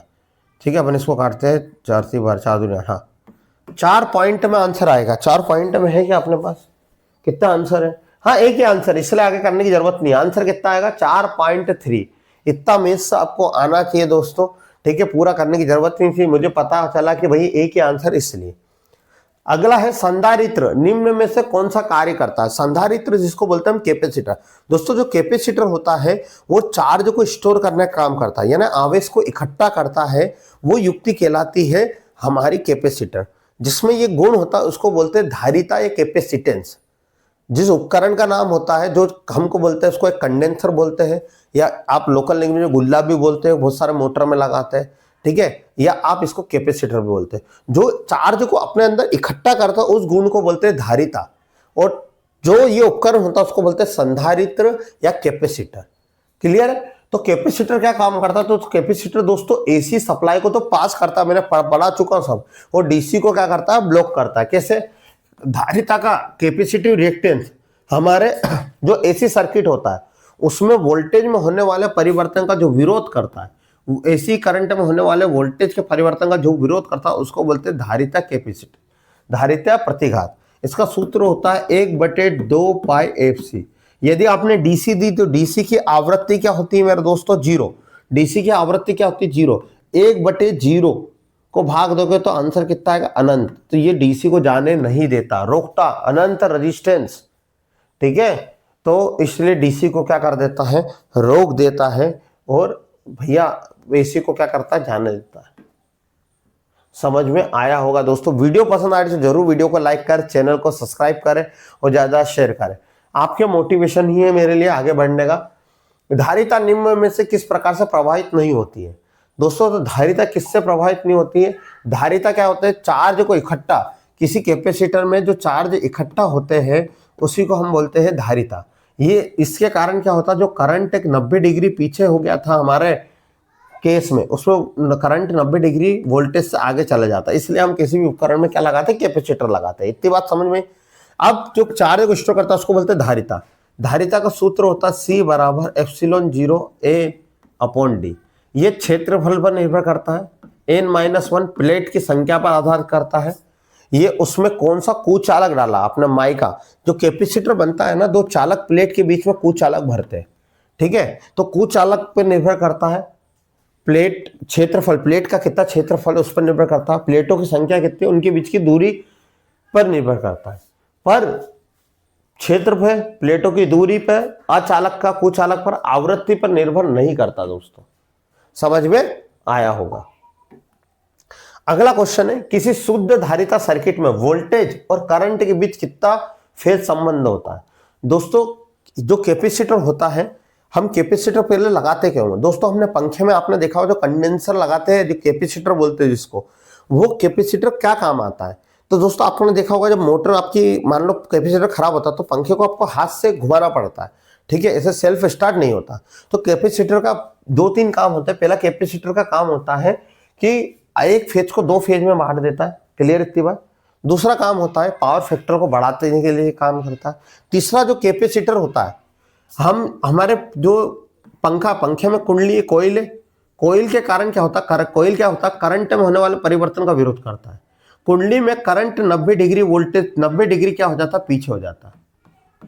करंट 90 डिग्री क्या होता है? कुंडली करंट पीछे हो जाता है, ठीक है। करंट और वोल्टेज एक साथ घर से निकले थे, पर एक साथ घर से निकलने की बजाय जब कुंडली में पहुंचे घूमते हुए, पंखे की वाइंडिंग में पहुंचे तो करंट 90 डिग्री पीछे हो गया। अब पीछे हो जाने के कारण वो प्रॉपर चल नहीं पा रहा था, जिसके कारण हमने इसको एक साथ लाने के लिए हमने क्या लगाया? कैपेसिटर। तो कैपेसिटर क्या करता है? करंट को, जो पीछे हो गया था करंट 90 डिग्री, उस करंट को 90 डिग्री आगे ले जाने के लिए हम जो काम करता है वो हमारा क्या लगता है? धारिता, कैपेसिटर। तो शुद्ध कैपेसिटर सर्किट में करंट 90 डिग्री आगे हो जाता वोल्टेज से, या हम कह सकते हैं करंट वोल्टेज पीछे हो गया, ठीक है। तो करंट से 90 डिग्री, करंट 90 डिग्री आगे वोल्टेज नहीं, वोल्टेज नहीं आगे होता, करंट आगे होता है। वोल्टेज करंट से 90 डिग्री पीछे, हाँ ये सही है। करंट वोल्टेज पीछे रह जाता 90 डिग्री, करंट आगे निकल जाता है। बी आंसर आएगा। अगला है, इनमें से कौन सी डिवाइस चुंबकीय फील्ड के रूप में ऊर्जा का संग्रहित करती है? दोस्तों चुंबक के रूप में जो ऊर्जा को स्टोर करती है वो हमारी होती है इंडक्टर, जिसको बोलते हैं प्रेरक। प्रेरक जो करती है ऊर्जा का स्टोर, वो क्या करती है? ठीक है, किसके रूप में करती है? हमारे चुंबक के रूप में, ठीक है, जब उसमें करंट देते हैं तो वो ऊर्जा को जब स्टोर करती है तो चुंबक बना लेती है। क्या बना लेती है? चुंबक। इसलिए हम पंखे और इसमें कुंडली को लपेटते हैं, चुंबक की फील्ड बनती है और इसके कारण हमारी मोटर क्या होती है? घूमती है। इंडक्टर, जिसको हम बोलते हैं प्रेरक हिंदी में। मोटर की प्रतिक्रियाशीलता के लिए आर्मेचर में उत्पन्न पावर घूर्णन हानि है। दोस्तों, मोटर की क्रियाशीलता के लिए आर्मेचर में उत्पन्न पावर घूर्णन हानि है। तो दोस्तों, जो हमारे मोटर की क्रियाशीलता होती है ना, उसमें जो पावर होती है वो पावर हमेशा सॉफ्ट पे आती है, उसको बोलते हैं आउटपुट पावर। जो मोटर घूमती है वो हमेशा वो लॉस को, आर्मेचर लॉस और इनको कम करके जो भी सॉफ्ट पे मिलती है उसी को हम बोलते हैं। 5S सिस्टम किससे प्रयुक्त है? दोस्तों, 5S सिस्टम क्या होता है? तो दोस्तों, 5S जापानी टेक्नोलॉजी से, मैंने पहली वीडियो थी मेरी उसमें 5S सिस्टम और ये पढ़ाया था मैंने।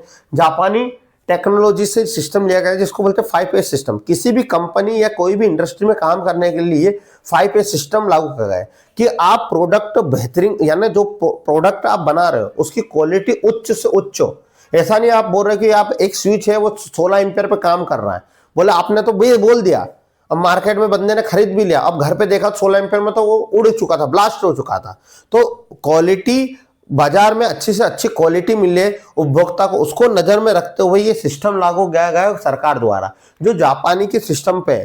पहला इसमें 5S होते हैं। पहला एस बताता किसी भी चीज को, आप जब कंपनी में काम कर रहे हो तो 5S होते हैं। उस 5S में से पहला एस बताता किसी भी चीज को आपको शॉर्ट करना, छाटना।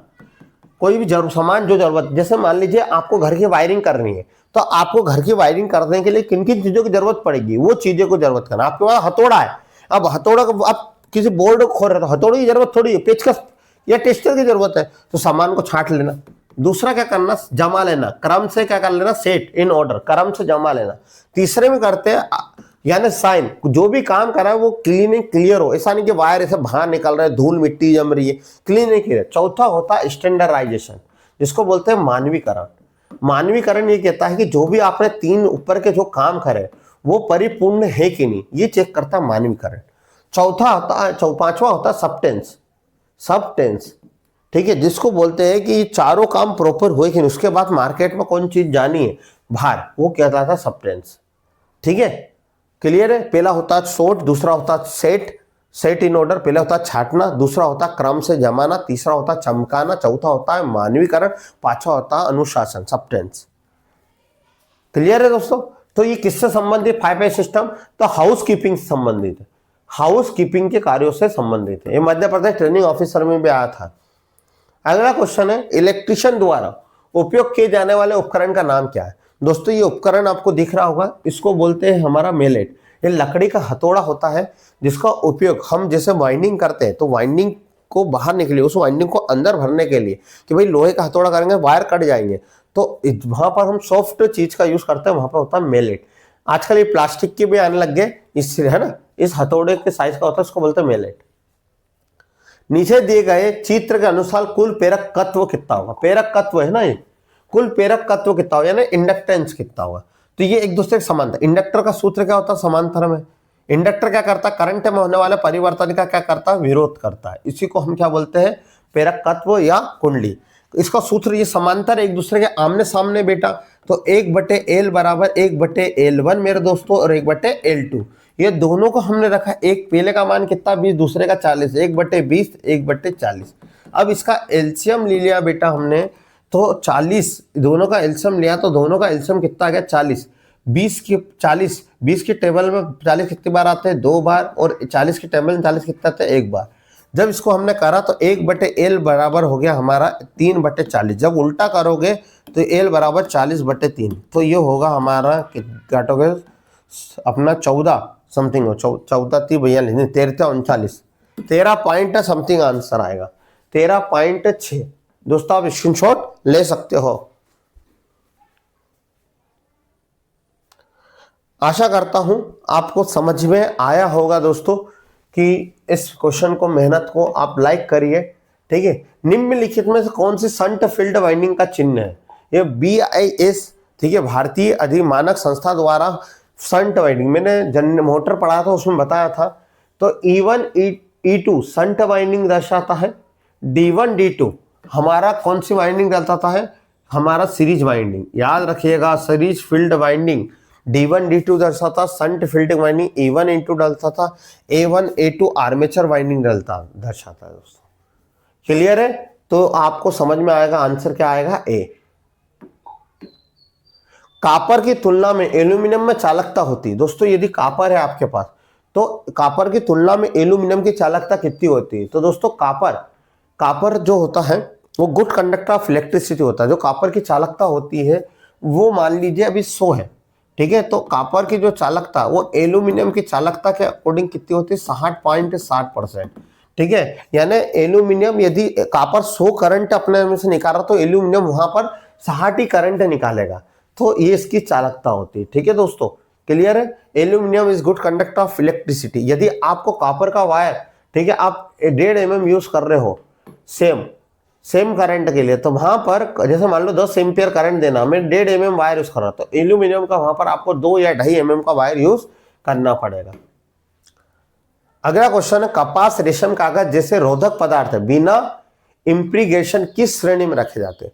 तो दोस्तों जो हमारे कूच चालक होते हैं उनको श्रेणी में रखा जाता है कि उनकी कितने डिग्री पे उन पे आग लग सकती है।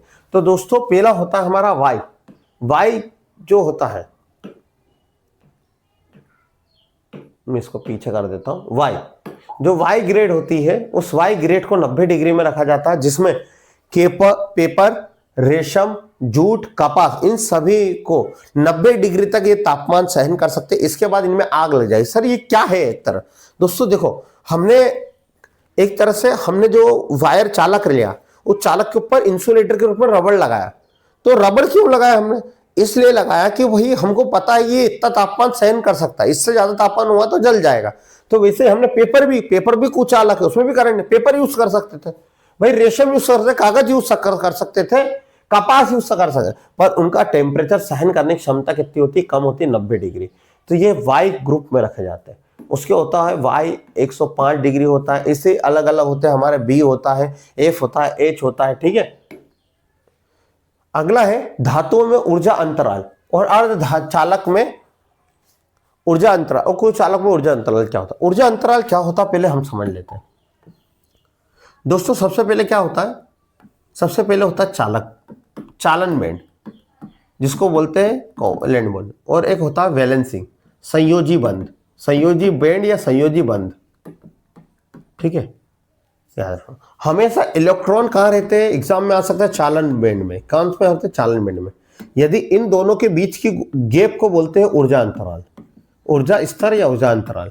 संयोजी बैंड और चालन बैंड के बीच की दूरी को हम बोलते हैं, क्या बोलते हैं दोस्तों? ऊर्जा अंतराल। दोस्तों यदि इन दोनों के बीच में गैपिंग ज्यादा हुई, बहुत ज्यादा हुई, तो करंट यहां से यहां पास नहीं हो पाता, जिसको हम बोलते हैं कुचालक। जब भी आपने देखा कुचालक में रबड़ के बाहर करंट नहीं आता है, क्योंकि उसमें जो चालन बैंड से संयोजी बैंड के बीच में जो दूरी होती है, ऊर्जा अंतराल ज्यादा होता है।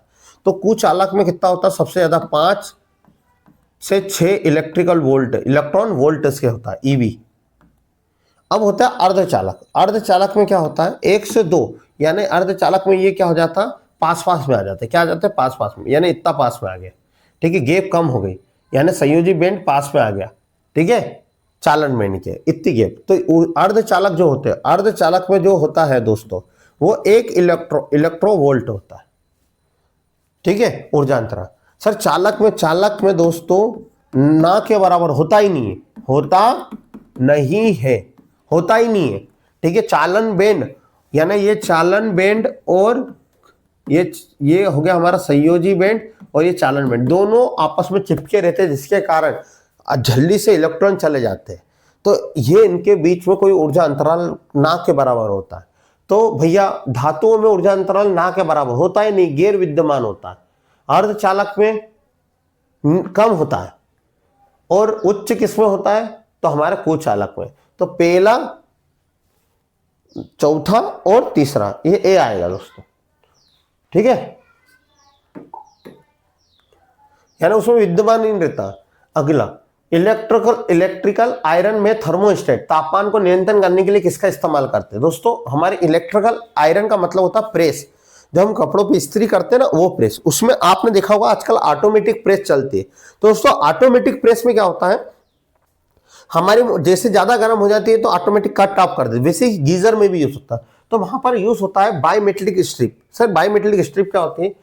तो ये बेटा बाय का मतलब होता है दो, ये दो ऐसी स्ट्रिप बनी होती है, दो स्ट्रिप, ठीक है। एक होती है अपनी पीतल और एक स्टील, दो स्ट्रिप बनी होती है। अब जब क्या होता है, ये स्ट्रिप शुरू में जो होती है इस तरह से होती है,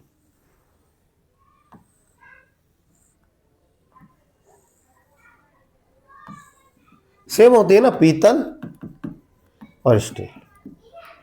अब जब ये होती, जब ज्यादा गर्म हो जाती है तो ये इस तरह से बेंड हो जाती है। अभी समझना है ना, ये पीतल और स्टील।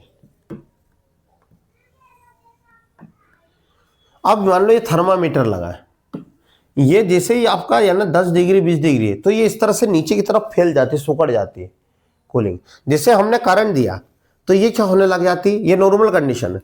तो ये नॉर्मल कंडीशन है, आपकी प्रेस चल रही है, प्रेस चल रही है। यदि मान लो आपका बोल दिया आपने कि 80 डिग्री के ऊपर यदि जाए तो कट ऑफ हो जाएगी। क्या हो जाएगी? Cut off.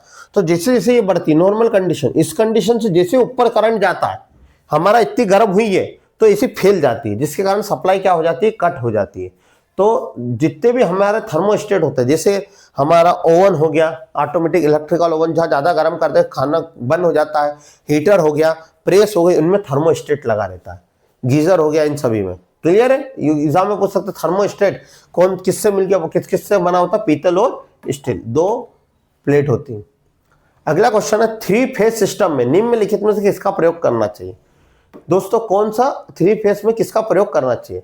तो हमको कैसे अर्थिंग करना चाहिए? बेटा दोस्तों 3 फेज जो होता है उसमें 650 वोल्ट के ऊपर हमेशा याद रखना दोहरी दो अर्थिंग करना चाहिए। इसलिए ये कहते हैं जो ट्रांसफार्मर मोटर होते हैं बड़े बड़े कंपनियों में, वहां पर हमेशा दो अर्थिंग की जाती है। 650 वोल्ट के ऊपर हमेशा कितनी अर्थिंग होनी चाहिए? दो अर्थिंग करनी। अर्थिंग का काम क्या होता है? तो मनुष्य को लीकेज करंट से सुरक्षित करना, ठीक है।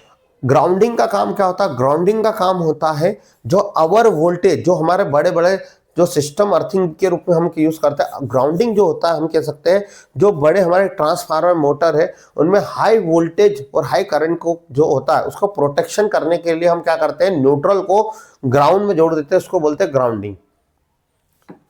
अर्थिंग हमेशा कितने वोल्ट के ऊपर की जाती है? तो अर्थिंग हमेशा 125 वोल्ट के ऊपर करते हैं दोस्तों, ठीक है, उससे नीचे नहीं करते। पृथ्वी से सीधे विद्युत ऊर्जा का विसर्जन के लिए विद्युत भू संपर्क में किस प्रकार के तार का उपयोग करते हैं? तो दोस्तों हम जब भी अर्थिंग करते हैं तो अर्थिंग में जो वायर यूज करते हैं, ठीक है, वो वायर कैसा होना चाहिए? तो दोस्तों हमको याद रखना है जमीन का प्रतिरोध हमेशा क्या होना चाहिए? कम से कम, और वोल्टेज भी होना चाहिए 0, ठीक है। तो हम ऐसा तार यूज करते हैं जिसका प्रतिरोध कम से कम हो, ठीक है, जिसके कारण वो ज्यादा करंट जमीन में उतार पाए। सामान्य मृदा में भू अर्थिंग पाइप का व्यास कितना होता है? दोस्तों मैंने अर्थिंग के क्वेश्चन इसलिए रखे हैं क्योंकि आपको अर्थिंग में और जनरेटर मोटर में ज्यादा क्वेश्चन आते हैं, ठीक है। तो अर्थिंग में पाइप का व्यास कितना होना चाहिए? तो दोस्तों जो अर्थिंग में जो पाइप होता है उसका 1.5 इंच होता है, और कितने mm होना चाहिए? तो 38 mm। कितना दोस्तों? 38 mm, ठीक है, जो पाइप होता है। ये पाइप अर्थिंग में पाइप कितने डिग्री कटा होता है? तो 30 डिग्री कटा होता है। कितने डिग्री कटा होता है? कम से कम 30 डिग्री कटा हुआ रहता है। ये पाइप काय का होता है? तो बताइएगा कमेंट करके।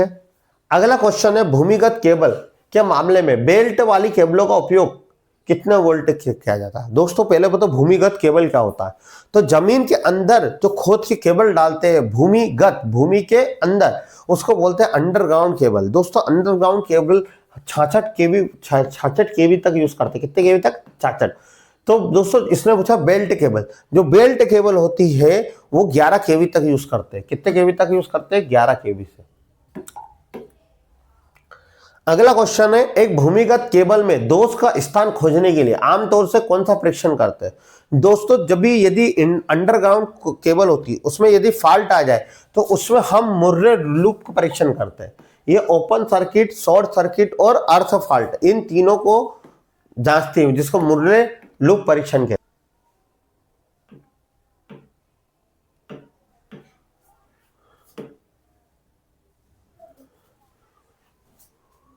तो दोस्तों हमारा अगला क्वेश्चन है, ACSR का विस्तार क्या होता है? तो ACSR क्या होता है?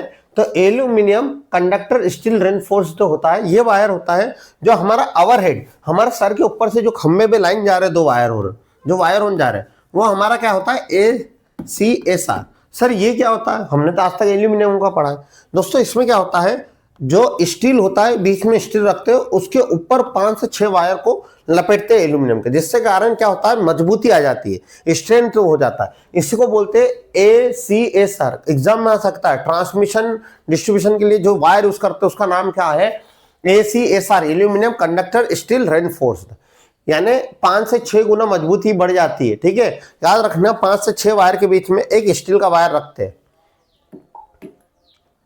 LT केबल इंसुलेशन का परीक्षण किया जाता है दोस्तों। लो टेंशन केबल में इंसुलेशन केबल कितने पे किया जाता है, तो लो टेंशन जो होता है उसमें 1100 वोल्ट पे किया जाता है। लो टेंशन में केबल का परीक्षण 1100 वोल्ट पे किया जाता है। हाई टेंशन में दोस्तों कितना पे किया जाता है, 11 से हमारा 22 केवी। और एक्स्ट्रा टेंशन, सुपर टेंशन जिसको बोलते हैं, वहां 33 केवी से 66 केवी। और extra super tension, extra high tension कह सकते हैं, एक्स्ट्रा हाई टेंशन में हम 66 केवी से ऊपर में ये चीज करते हैं। ठीक है, तो आपको सारी चीजें समझ में आई होगी। इलेक्ट्रिकल नियम के अनुसार घरेलू प्रकाश व्यवस्था की स्थापना के मामले में क्या स्वीकृत विविधता है, यानी इंडियन इलेक्ट्रिकल स्टैंडर्ड नियम के अनुसार घरेलू प्रकाश व्यवस्था की स्थापना के मामले में क्या है, यानी आप यदि गवर्नमेंट से कितनी इलेक्ट्रिसिटी सप्लाई का आपको मंजूरी दी जाती है, तो दोस्तों जो कुल डिमांड होती है उसका 66% आप उस प्रकाश व्यवस्था में यूज कर सकते हो। ठीक है, यानी अब उजाले की लाइट के लिए कुल डिमांड का 60% आपको ये एग्जाम, यानी हमारा जो गवर्नमेंट होता है उसका रूल होता है। ठीक है, निम्नलिखित में से कौन सा आरेख वायरिंग स्थापना कार्य के लिए उपयोग किए जाने वाले घटकों को वास्तविक और भौतिक स्थिति का दर्शाता है। दोस्तों दो प्रकार के हमारे डायग्राम होते हैं, एक लेआउट भी होता है, वायरिंग डायग्राम बोल सकते हैं, और एक होता है हमारा सर्किट डायग्राम। समझना, जो आपकी भौतिक अवस्था बताता है कि किस तरह से आपकी वायरिंग कनेक्शन किया गया है। जैसे आपने समझना मेरी बात, ये लेआउट बता रहा भौतिक अवस्था कि आपको यहां स्विच देना है। ठीक है, ये स्विच का आपको कहां देना है, यहां पर देना है। यहां पर आपको क्या देना, पंखा देना है। ये इस तरह से ये बता रहा है कि आपको ये 10 मीटर के बीच में पंखा देना है, यहां से 15 मीटर के दूर आपको क्या देना है, एक सीलिंग रोज देनी है, और एक ट्यूबलाइट देनी है 15 मीटर में।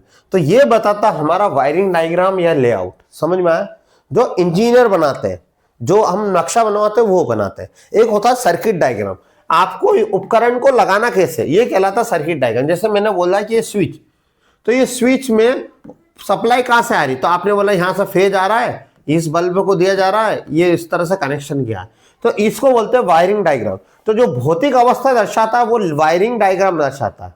कौन सा दर्शाता है, वायरिंग डायग्राम। रेसवे वायरिंग के दौरान न्यूट्रल कनेक्शन के लिए सदैव कौन सा वायर यूज करते हैं। दोस्तों रेसवे वायरिंग एक तरह से कंट्रोल वायरिंग होती है। कंट्रोल वायरिंग के लिए हम न्यूट्रल वायर ग्रे कलर का वायर यूज करते हैं। कौन सा कलर का यूज करते हैं, ग्रे कलर का। अगला क्वेश्चन है दोस्तों, ईसीसी का विस्तार क्या होता है। ईसीसी क्या होता है, अर्थ कंटिन्यू कंडक्टर। अर्थ कंटिन्यूटी कंडक्टर, ये क्या होता है, एक कंडक्टर होता है, चालक होता है, जो डिपेंड करता है हमको जमीन में वायर को ले जाने वाला कंडक्टर होता है। ठीक है, क्लियर है।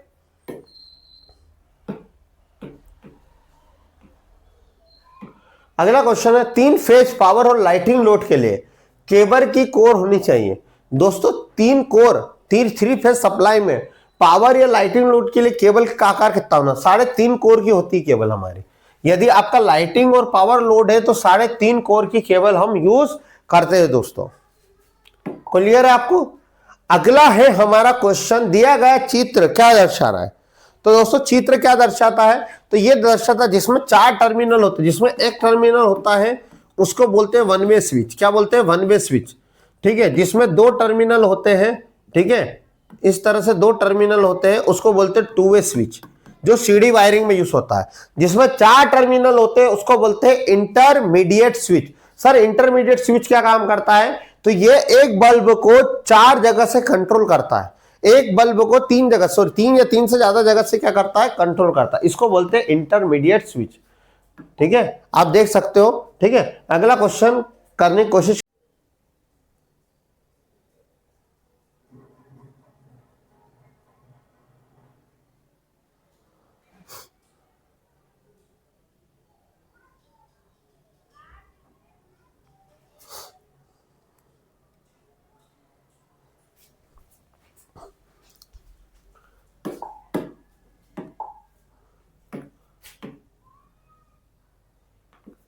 अगला क्वेश्चन है दोस्तों हमारा, स्क्रू लैंप होल्डर का उपयोग किस प्रकार के लैंप के लिए किया जाता है।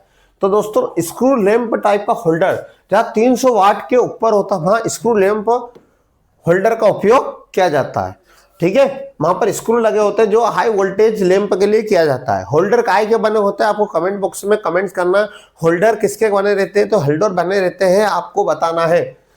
एक कम्यूटेटर खंड जुड़े दो कॉइल के पक्षों के बीच की दूरी को क्या कहते हैं। कम्यूटेटर क्या होता है, कम्यूटेटर पहले तो होता क्या है मैं पहले बता देता हूं। कम्यूटेटर क्या होता है, तो कम्यूटेटर हमेशा मोटर या जनरेटर के जो आर्मेचर से कनेक्ट होता है। ठीक है, DC motor armature. Commutator motor में कम्यूटेटर क्या करता है, डीसी को एसी में बदल देता है, और जनरेटर में डीसी एसी को काय में कन्वर्ट कर देता है, डीसी में। ठीक है, जनरेटर में ये कम्यूटेटर का काम होता है। कम्यूटेटर एक मैकेनिकल कन्वर्टर की तरह काम करता है। मोटर में डीसी को एसी में, जनरेटर में एसी को डीसी में बदल देता है। कम्यूटेटर के जो खंड होते हैं जिसको बोलते हैं हम सेगमेंट, उनमें दो कॉइल जोड़ी होती है, उनके बीच की दूरी क्या होती है, तो उसको बोलते हैं फ्रंट पिच। कम्यूटेटर में जो आर्मेचर होता है, उन आर्मेचर में जो खंड में जो जोड़ी होती है उसको बोलते हैं फ्रंट पिच दोस्तों। अगला क्वेश्चन है, किसी डीसी जनरेटर में आर्मेचर से करंट प्राप्त होता है किसके जरिए। तो दोस्तों डीसी जनरेटर में आर्मेचर, जनरेटर में याद रखिएगा पहले तो आर्मेचर, डीसी जनरेटर में घूमने वाला भाग होता है हमारा, जो ये याद रखिएगा जो चुंबकीय क्षेत्र होता है वो यहां पर क्या होता है, घूमता है, स्थिर रहता है। सॉरी, चुंबकीय क्षेत्र क्या होता है, स्थिर रहता है, और घूमने वाला भाग कौन होता है, आर्मेचर। अब आर्मेचर यहाँ पे कैसे प्रकार का वोल्टेज बनाता है, तो एसी प्रकार का वोल्टेज कौन बनाता है, हमारे जनरेटर में आर्मेचर बनाता है। अब ये क्या करता है, इसके जरिए ये क्या करता है, जो कम्यूटेटर जो करंट बनाता है वो किसको देता है, हमारा आर्मेचर को देता है। जो आर्मेचर किसको देता है, सॉरी कम्यूटेटर को। कम्यूटेटर क्या करता है, एसी को डीसी में बदल देता है, एसी सप्लाई को डीसी में बदल देता है, और किसकी तरह, ब्रश की सहायता से बाहर निकालता, ब्रश की सहायता से बाहर निकालता। तो आर्मेचर जो करंट बनाता है वो कम्यूटेटर को देता है, कम्यूटेटर किसको देते हैं, ब्रश को, और इसके माध्यम से वो बाहर सप्लाई को देते हैं। डीसी जनरेटर में उत्पादित ईएमएफ होता है। तो दोस्तों डीसी जनरेटर में जो ईएमएफ होता है वो गति प्रकार का होता है। ठीक है, यानी गति प्रकार का होता है, और वो कैसा होता है, फुल वेव रेक्टिफायर की तरह, पूर्ण फुल वेव, ठीक है, रेक्टिफायर की तरह होता है, पूर्ण तरंग रेक्टिफायर की तरह होता है। एक डीसी जनरेटर में आर्मेचर वाइंडिंग ईएमएफ कैसा होता है। तो दोस्तों डीसी जनरेटर में जो आर्मेचर में वाइंडिंग में ईएमएफ होता है वो गति प्रकार का होता है, और किस प्रकार का होता है, एसी। कैसा होता है, एसी सप्लाई आती है। ठीक है, एसी प्रकार का जो आर्मेचर जनरेटर होता है वो एसी प्रकार का आर्मेचर, डीसी जनरेटर में जो आर्मेचर होता है वो एसी प्रकार का वोल्टेज जनरेट करता है। फिर ये आर्मेचर से हम जो एसी प्रकार का वो कम्यूटेटर में जाता है, कम्यूटेटर एसी को डीसी में बदल देता है। इनमें से कौन सा जनरेटर का इस्तेमाल आर्क वेल्डिंग में किया जाता है। दोस्तों आर्क वेल्डिंग में जो जनरेटर यूज करते हैं वो डिफरेंशियल कंपाउंड जनरेटर करते हैं, डिफरेंशियल कंपाउंड जनरेटर का उपयोग करते हैं। अगला है, कम्यूटेशन के दौरान आर्मेचर कॉइल के बीच एक शॉर्ट सर्किट होता है। दोस्तों क्या होता है, आर्मेचर जो कॉइल होती है, आर्मेचर कॉइल क्या होती है, हमारी जो आर्मेचर होता है वो आर्मेचर की जो कॉइल होती है, ये आर्मेचर है, ये आर्मेचर की कॉइल है। इस आर्मेचर की कॉइल किससे निकली हुई है, यहाँ पर हमारा कम्यूटेटर है, और इसके ऊपर हमारे क्या लगे हैं, सेगमेंट, और इस पे लगा है कार्बन ब्रश। ठीक है, जो इसको वो करेंगे। तो ये हर आर्मेचर की कॉइल किस पे लगी रहती है, कम्यूटेटर पे। अब क्या होता है, आर्मेचर कॉइल के बीच एक शॉर्ट सर्किट हुआ, तो जो एक कॉइल जब दो कम्यूटेटर पे एक साथ संपर्क हो, समझना ये कम्यूटेटर का सेगमेंट है, यहाँ कार्बन ब्रश दूर रहते हैं, जो बार बार क्या होता है ये मूवमेंट करता है तो इससे टकराते हैं और स्पार्किंग करते हैं। अब दोस्तों यह सेगमेंट है, इन सेगमेंट पे दो सेगमेंट पे एक साथ यदि कार्बन ब्रश टकराएगा तो क्या हो जाएगा, शॉर्ट सर्किट। ठीक है, तो याद रखना उसमें क्या आ जाएगा, शॉर्ट सर्किट। तो दो कम्यूटेटर ब्रश जब एक साथ संपर्क में आते हैं तो शॉर्ट सर्किट होता है। इसी मेथड को बोलते हैं कम्यूटेशन। क्या बोलते हैं, कम्यूटेशन। एक डीसी जनरेटर में वाइंडिंग लॉस किसके समानुपाती होता है, तो दोस्तों वायु घर्षण व वाइंडेज जो लोड होता है डीसी जनरेटर में वो आर्मेचर की गति के वर्ग के समानुपाती होता है। ठीक है, जो हमारा डीसी जनरेटर होता है उसमें वायु घर्षण हानि जो होती है, एयर फ्रिक्शन लॉस जो होता है, वो हमारा आर्मेचर जो गति करता है उसके वर्ग के समानुपाती होता है। दोस्तों अगला क्वेश्चन है, बैक ईएमएफ का व्यवहारिक महत्व किससे इंपॉर्टेंट है। दोस्तों जो बैक ईएमएफ के कारण, याद रखने का, कोई भी मोटर जब घूम रही है वो बैक ईएमएफ के कारण ही घूमी। बैक ईएमएफ को क्या बोलते हैं, विरोधी विद्युत वाहक बल, यानी आर्मेचर में क्या प्रवाह हो रहा है, करंट प्रवाह हो रहा है। दोस्तों क्या होता है, जब हम किसी चालक में करंट देते हैं तो चालक में चुंबकीय क्षेत्र बनता है। ठीक है, चुंबकीय क्षेत्र बनने के कारण आर्मेचर क्या होता है, घूमता है, और आर्मेचर भी क्या उत्पन्न करता है, अपना खुद का वोल्टेज। अब आर्मेचर द्वारा जो वोल्टेज उत्पन्न हुआ और जो हमने दिया गया वोल्टेज, एक दूसरे का क्या करते हैं, विरोध करते हैं। उनका वोल्टेज और अपना वोल्टेज, जो अपने द्वारा दिया गया वोल्टेज और आर्मेचर में बना हुआ वोल्टेज, एक दूसरे का क्या कर रहे हैं, विरोध कर रहे हैं। तो इसको बोलते हैं बैक ईएमएफ या पश्च ईएमएफ। ठीक है, जिसके कारण आर्मेचर में क्या प्रवाहित होता है, करंट। कौन सी मोटर को नो लोड पे आम प्रारंभ नहीं कर सकते। दोस्तों ये बहुत सारे एग्जाम में आया था इसलिए क्वेश्चन डाला है। तो डीसी मोटर को हम कभी भी बिना लोड के स्टार्ट नहीं कर सकते। क्यों नहीं कर सकते, कि दोस्तों यदि बिना लोड के हम डीसी मोटर को हम स्टार्ट करेंगे तो ये क्या होगा, इसकी वाइंडिंग क्या हो जाएगी, जल जाएगी। इसकी फील्ड वाइंडिंग हमें सीरीज में होती है, जिसके कारण ज्यादा करंट डायरेक्ट आर्मेचर को जाएगा और आर्मेचर क्या हो जाएगा, जल जाएगा। तो डीसी सीरीज मोटर को हम कहां पर बिना लोड के नहीं यूज करते। याद रखना, सबसे अच्छा स्टार्टिंग टॉर्क यानी सबसे ताकत वाला जो काम करवाने का हो वहां पर हम श्रेणी मोटर का यूज करते हैं। जैसे हम ट्रेन, जो ट्रेन होती है उसमें, ठीक है, हमारा लिफ्ट होती है, क्रेन होती है, उसमें डीसी सीरीज मोटर ही यूज करते हैं। डीसी मशीनों में कौन सा परीक्षण को कम से कम 2 मशीनों की जरूरत होती है। दोस्तों डीसी मशीन में जो टेस्ट होते हैं उसमें हम ब्रेक टेस्ट या back to back test, brake test को क्या कहते हैं हम, पहले तो ब्रेक टेस्ट को मंदन टेस्ट कहते हैं, या तो ये प्रत्यक्ष टेस्ट होता है जो छोटे मशीनों पे दक्षता ज्ञात करने के लिए कहता है। दूसरा होता है बैक टू बैक टेस्ट, जिसको हॉपकिन टेस्ट कहते हैं। क्या कहते हैं, हॉपकिन टेस्ट या रीजनरेटिंग टेस्ट कहते हैं। इसमें 2 मशीनें होती है, मोटर होता है शंट मोटर और एक शंट जनरेटर, जिसके माध्यम से दक्षता यूज की जाती है फुल लोड पे। क्लियर, तो आंसर क्या आएगा, सी। तो दोस्तों अगला क्वेश्चन है हमारा, ठीक है, अगला क्वेश्चन पे हम चलते हैं। दोस्तों अगला क्वेश्चन है हमारा,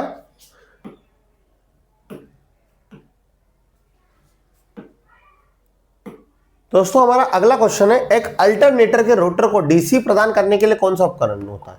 तो दोस्तों अल्टरनेटर को हम एसी जनरेटर भी कहते हैं। ऐसा जनरेटर होता है जो हमारी यांत्रिक ऊर्जा को विद्युत ऊर्जा में बदलता, पर कैसे प्रकार से बदलता, एसी प्रकार से।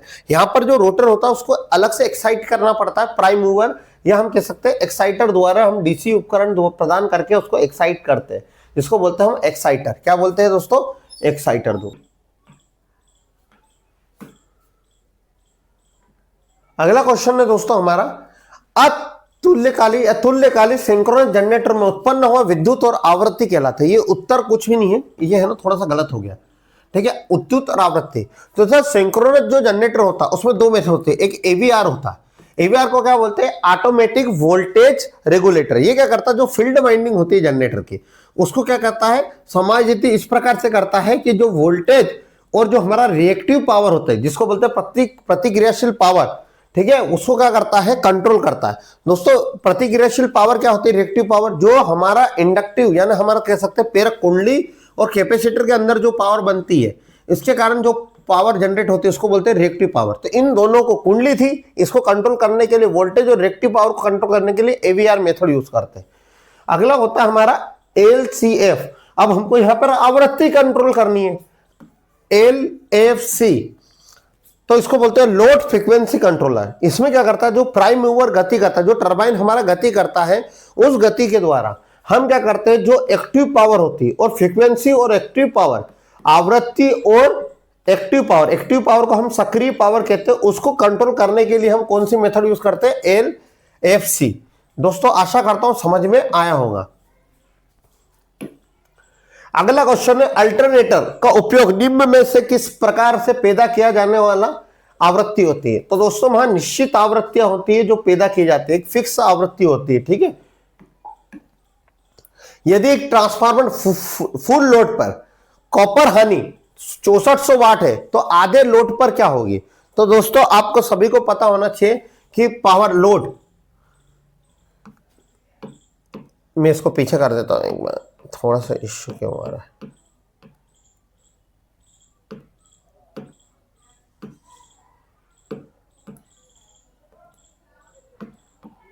हाँ ये रहा क्वेश्चन, ठीक है।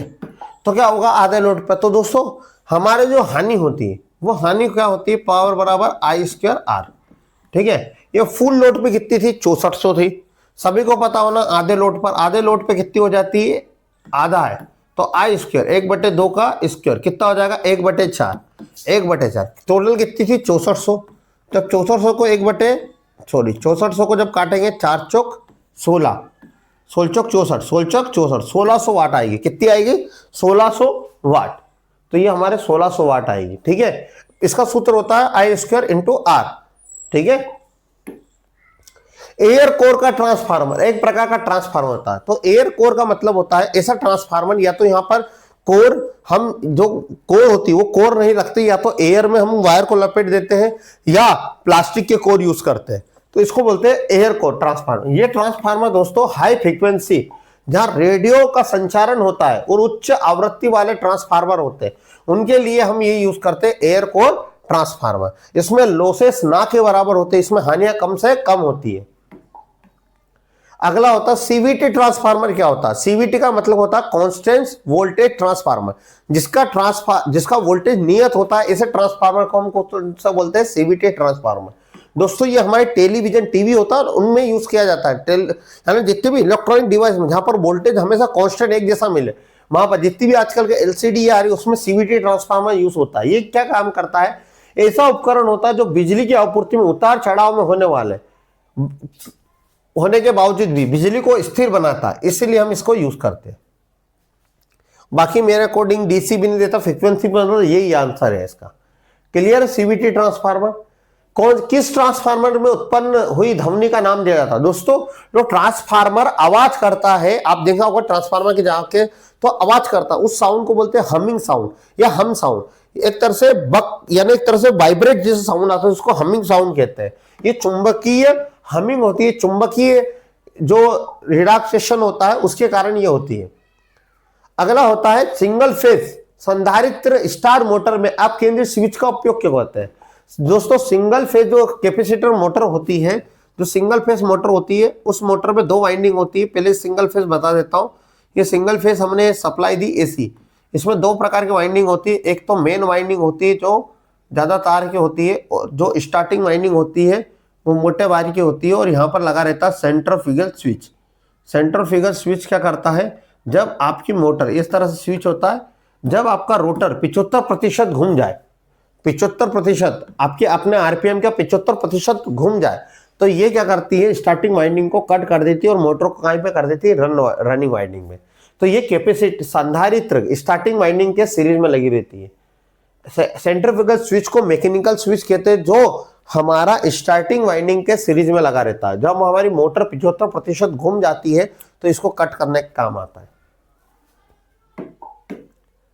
घरेलू मिक्सर, हम जो घर में मिक्सर यूज करते हैं वो कितने वाट का निर्धारित रेटिंग, तो 100 से 600 वाट तक का होता है। दोस्तों निम्न में से कौन सी मोटर एसी और डीसी दोनों प्रकार की विद्युत सप्लाई पे चले जाती है। तो दोस्तों एक यूनिवर्सल मोटर होती है जो एसी सप्लाई और डीसी सप्लाई दोनों पे चला जाती है। ये डीसी, इसकी संरचना जो होती है वो डीसी सीरीज मोटर के समान होती है, डीसी सीरीज मोटर के समान होती है। ठीक है, इसको एसी सीरीज मोटर भी कहते हैं। इसकी जो गति, इसको भी बिना लोड के नहीं चला सकते, क्योंकि इसकी जो गति होती है बिना लोड के वो बहुत अति ज्यादा हो जाती है, इसलिए इसको हमेशा लोड पे चलाना चाहिए, तो नहीं तो वाइंडिंग जल जाएगी। तो आंसर क्या आएगा? फर्स्ट। टाइमिंग और कंट्रोलर प्रोसेसिंग के लिए कौन सी मोटर का उपयोग करना चाहिए? दोस्तों, कंट्रोलिंग और टाइमिंग के लिए हम रिलैक्टेंस मोटर का यूज करते हैं। ठीक है, टाइमिंग और कंट्रोलिंग प्रोसेसिंग के लिए 5 किलोवाट 50 हर्ट्ज 6 पोल स्लिप रिंग इंडक्शन मोटर में 960 आरपीएम में चलती है। तो सिंक्रोनस चार्ज और स्लिप क्या होगी? तो दोस्तों याद रखेगा बस एक चीज, जब भी कभी आपको फ्रीक्वेंसी भी दी है, पोल भी दिया और आरपीएम भी दिया, तो जो तीनों चीज दी होती है, तो ये आरपीएम हमारा रोटर का आरपीएम होता, ये एनआर होता कि एनआर कितना घूम रहा? 960। फ्रीक्वेंसी आवृत्ति कितनी है? 50 हर्ट्ज। और पोल कितने हैं हमारे? 6। तो दोस्तों सिंक्रोनस गति यानी जो चुंबकीय क्षेत्र स्टेटर में, स्टेटर की गति बोल सकते हैं। मोटर के दो भाग होते हैं, एक स्टेटर होता है जो स्थिर भाग होता है जिसमें घूमने वाला चुंबक बनता है, उसको बोलते हैं सिंक्रोनस गति। ठीक है, और रोटर जो घूमता है उसको रोटर की गति। तो सिंक्रोनस गति का सूत्र होता है 120 इंटू आवृत्ति बटे पोल। यहाँ पर 120 फ्रीक्वेंसी कितनी है? 50 हर्ट्ज बटे पोल कितना? 6 दूनी 12, कितना हो गया हमारा? 1000। एनएस कितना आ गया? 1000। दोस्तों पहले तो हम देख लेते हैं 1000 और किस किस में। दोस्तों एक ही ऑप्शन है 1000, पर हम स्लिप निकाल के आपको बता दें। स्लिप का सूत्र क्या होता है? स्लिप बराबर होता है एनएस माइनस एनआर बटे एनएस बटे 100 गुणित 100। दोस्तों एनएस बताता आपको किसकी गति? रोटर, अपने जो स्टेटर की गति, और एनआर बताता रोटर की गति। 1000 आपका एनएस है, 1000 माइनस एनआर कितना आपका? एनआर है आपका, हाँ 960। ठीक है, इंटू 100। आपको जब इसमें से 1000 में से 960 गए तो कितने बचे दोस्तों? तो बचे आपके 40 बटे 1000 इंटू 100। ये ऊपर कर दिया मैंने, है ना इसको, ये 2 जीरो से 2 जीरो कट गए मान लो। ठीक है, ये 2 जीरो से, ये 0 से 0, कितना परसेंट बचा? 4%। तो यही था हमारा 1000 बटे 4%। इंडक्शन मोटर में वास्तविक स्लिप क्या होता है? दोस्तों स्लिप क्या होता है पहले तो ये समझते हैं अपन। ये स्लिप चिल्ला रहे सर, ये स्लिप होता है क्या है? दोस्तों हमारे जो सिंक्रोनस मोटर होती है, इंडक्शन मोटर, उसमें 2 प्रकार के घूर्णन। एक तो रोटर जब घूमता है उसको एनआर बोलते हैं, हाँ या ना। जो स्थिर भाग होता है उसको बोलते हैं स्टेटर। स्टेटर में जो चुंबकीय घुमाव होता है उसको बोलते हैं सिंक्रोनस गति। क्या बोलते हैं? सिंक्रोनस गति। इतनी बात समझ में? इन दोनों, ठीक है, सिंक्रोनस यानी जो स्टेटर के अंदर चुंबकीय क्षेत्र, जो चुंबक बन रहा है वो घूम रहा है, और रोटर की गति, इन दोनों का अंतर क्या कहलाता है? स्लिप कहलाता है। यानी आपका चुंबक, स्टेटर में करंट जो चुंबक बना कितना घूम रहा है, और रोटर उसके कारण कितना घूम रहा है, इन दोनों की गति का जो अंतर है उसको बोलते हैं स्लिप। क्लियर है दोस्तों? कोई कंफ्यूजन? तो स्लिप जो हमारा नॉर्मल मोटर होता है उसका 2 से 3% या 3 से 5% के बीच रखा जाता है। इसका 2 से 3% होता है, तो 3 से 5% के बीच हम आंसर मानते हैं इसको। क्लियर? कोई भी वास्तविक मोटर का याद रखिएगा, मोटर आपकी कब नहीं चलेगी? जब ये दोनों क्या हो जाएंगे? आपका बराबर हो जाएंगे। ठीक है, एनएस बराबर, यानी इसकी गति और इसकी गति दोनों बराबर हो जाएगी, तो स्लिप का मान क्या हो जाएगा? 0। मान लो एनएस बराबर एनआर हो गया। जितनी स्पीड पे, मान लो 1000 पे ये चक्कर लगा रहा तो 1000 ये लगा, तो 1000 में से 1000 गए तो कितना? 0। तो आपका रोटर ब्लॉक हो जाएगा, रोटर चलेगा नहीं। क्लियर? तो मोटर घूमेगी नहीं जब स्लिप 0 हो जाएगा। समझ में आया इतनी बात? 3 फेज इंडक्शन मोटर में यदि सपर्ण ऋणात्मक हो जाए तो इसका अर्थ, स्लिप ऋणात्मक हो जाए तो क्या होगा? दोस्तों स्लिप का सूत्र होता है एनएस माइनस एनआर।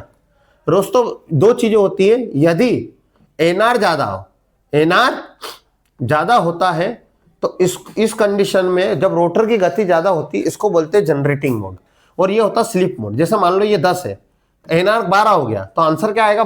माइनस में। तो जब रोटर की गति ज्यादा, जब रोटर ज्यादा घूमे तेजी से, तो इसको बोलते हैं स्लिप माइनस हो गई। इसका मतलब मोटर कौन सा मोड में आ जाती है? जनरेटर। यानी मोटर जनरेटर के मोड में काम करने लग जाती जब जो सिंक्रोनस गति से रोटर की गति क्या हो जाए? ज्यादा हो जाए। हाँ या ना? ठीक है। यदि सर सिंक्रोनस गति ज्यादा हो जाए, तो ये ज्यादा हो जाए, सिंक्रोनस ज्यादा हो जाए रोटर से, तो वो मोटर की तरह काम करती है। तीसरा, यदि दोनों बराबर हो जाए तो मोटर क्या हो जाएगी, बंद, यानी ब्रेक लग जाएगा, मोटर में क्या लग जाएगा, ब्रेक। तो ये कंडीशन होती है। अब इन्होंने बोला ऋणात्मक, तो यानी ऋणात्मक मतलब एनआर ज्यादा है, तो मोटर उत्पादन यानी सप्लाई जनरेट करेगी, जिस जनरेटर की तरह काम करेगी। समझ में आया दोस्तों। स्टार्टर में स्टार्टिंग के समय स्टार्टिंग को कम नहीं करता, स्टार्टर का काम ही होता है दोस्तों कि स्टार्टिंग में जो करंट मोटर को ज्यादा मिलता है उसको कम करना है, नहीं तो हमारी मोटर जल जाएगी, इस कारण हम स्टार्टर का यूज करते हैं। पर दोस्तों एक स्टार्टर होता है DOL start, direct online starter, ये ना तो स्टार्टिंग करंट कम करता है ना ही स्टार्टिंग वोल्टेज को, ठीक है। ये 5 HP तक की मोटर में कंट्रोल करता है। सिंक्रोनस मोटर को डबल एक्साइट मशीन क्यों किया जाता है दोस्तों, सिंक्रोनस मोटर को हम 2 बार एक्साइट करते हैं, एक बार स्टेटर और एक बार रोटर, यानी आर्मेचर को और फील्ड वाइंडिंग को। दोस्तों AC से हम आर्मेचर को करते हैं और DC से हम फील्ड वाइंडिंग जुड़ी होती है, इन दोनों को हम इस तरह से एक्साइट करते हैं, 2 बार एक्साइट। ये डबल एक्साइटेड मोटर होती है सिंक्रोनस मोटर।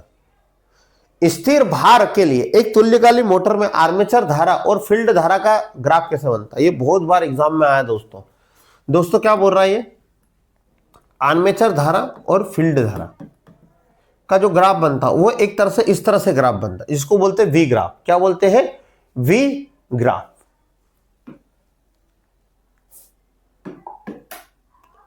अल्टरनेटर में फ्रैक्शनल पिच कॉइल का इस्तेमाल किसके प्रभाव को कम करने के लिए किया जाता है। अल्टरनेटर में जो फ्रिक्शन जो लॉस ऑफ पिच होता है, फ्रिक्शनल पिच, उसके बीच में हम हार्मोनिक, जो हार्मोनिक होता है कि फ्रीक्वेंसी जो होती है वो 2 से 4 गुना हो जाती है, उसको कम करने के लिए हम किसका, फ्रैक्शनल पिच का यूज करते हैं, जिससे हार्मोनिक क्या हो, कम से कम हो।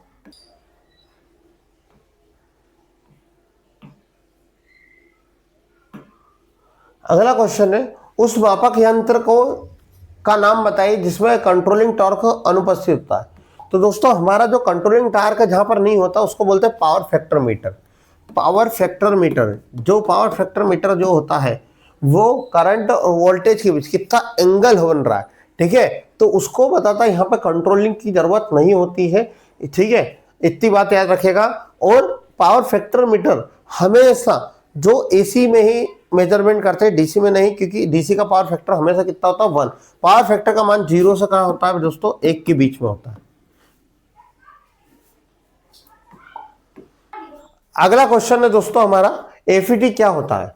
FET एक फील्ड इफेक्ट ट्रांजिस्टर होता है, जो एक वोल्टेज कंट्रोल डिवाइस होती है, जो क्या करता है, वोल्टेज को कंट्रोल करता है। इसके 3 सोर्स होते हैं, गेट, ड्रेन और सोर्स होता है, ठीक है।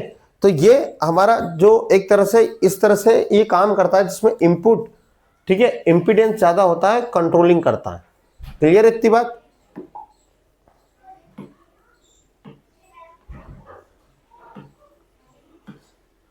दोस्तों अगला क्वेश्चन है हमारा, FET क्या होता है। तो FET एक ऐसी डिवाइस होती है जो, इसमें 3 टर्मिनल होते हैं, जो वोल्टेज कंट्रोलर डिवाइस होती है, जिसमें क्या होता है, हमारा इनपुट इंपोडेंस जो होता है वो उच्च होता है, यानी रेजिस्टेंस और करंट को क्या करता है, कंट्रोल करता है।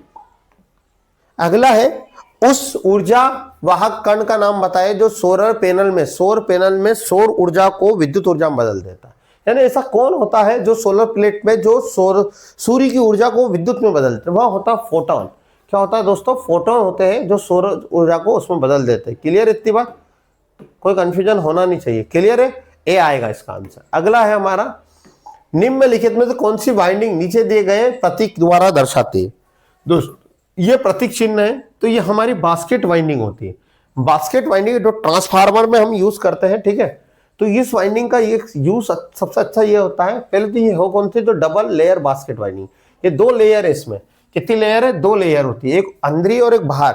ये 2 लेयर एक दूसरे से 90 डिग्री कटी हुई रहती है, जो हम यहाँ पर यूज करते हैं, जहां पर इसका क्या होता है भैया, जहां पर लॉसेस, ठीक है, जहां पर लॉसेस के कारण क्या होते हैं, कम होते हैं इस वाइंडिंग के कारण, इस कारण इस वाइंडिंग का यूज हम करते हैं।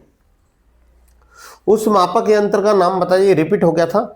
अगला लास्ट क्वेश्चन है, RCCB का फुल फॉर्म क्या होता है। तो RCCB का फुल फॉर्म होता है residual current circuit breaker. Residual current circuit breaker, ये लीकेज करंट से बचाती है। जैसे अपना एमसीबी क्या करती है, ओवरलोड और शॉर्ट सर्किट से बचाती है, वैसे ही जो हमारा आरसीसीबी होता है, यदि लीकेज करंट हो गया, ठीक है, मान लो ये इससे लीकेज करंट हो गया और हमने पकड़ा, ठीक है, तो आपको घर में लगाना चाहिए। जैसे आपने कूलर है, कूलर पे लीकेज हो गया था, जैसे आप हाथ लगाते तो क्या करते हैं, अब करंट लगता, वैसे ही ये क्या करते हैं, ट्रिप कर देगी, इससे आप सुरक्षित हो गए। याद रखिएगा 30 मिली एम्पियर, ठीक है, से ज्यादा लीकेज होगा तो ये ट्रिप करती है। तो मानो इतना करंट सहन कर सकता है 30 मिली एम्पियर, 30 मिली एम्पियर ज्यादा होता तो ये ट्रिप होती है, ठीक है, ह्यूमन बॉडी के लिए। दोस्तों तो आपको कैसा लगा ये टेस्ट, कमेंट बॉक्स में कमेंट करें, बहुत मेहनत लगती है। आप भी हमारी जो टेस्ट सीरीज वो ज्वाइन करें, अभी तक 6 से 7 टेस्ट हो चुके हैं, जिससे आपको भी बेनिफिट मिलेगा। दोस्तों आप जो तैयारी कर रहे हो, यदि कोई समस्या है तो कमेंट्स करें, मैं उसको बताऊंगा किस तरह से और प्रिपरेशन करना है।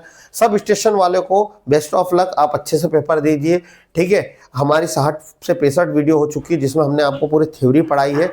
अब हम जो पढ़ा रहे हैं, ठीक है, अब आपसे कल से जनरेटर की क्लास मिलेगी। जनरेटर एक नया टॉपिक आपको अच्छा सीखने को मिलेगा, जो एग्जाम में काम आएगा। दोस्तों हमारी जो टेस्ट सीरीज चल रही है, डेली क्यों चल रहे हैं, वो जरूर लगाइए, तो जिससे आपको बेनिफिट मिलेगा। जो मैं पूरा तैयार कर रखा है, मैंने मध्य प्रदेश बिजली विभाग के नाम से स्पेशल टेस्ट तैयार रखा है। आपको कम से कम 10 टेस्ट में करवा के रहूँगा, एग्जाम आएगी आपकी, जो लाइन परिचालक की एग्जाम होगी उस तक। तो दोस्तों मिलते हैं फिर एक नई वीडियो के साथ। जय हिंद, जय भारत। वीडियो को सपोर्ट करें, ज्यादा शेयर करें। मिलते हैं फिर एक नई वीडियो के साथ कल रात 8 बजे।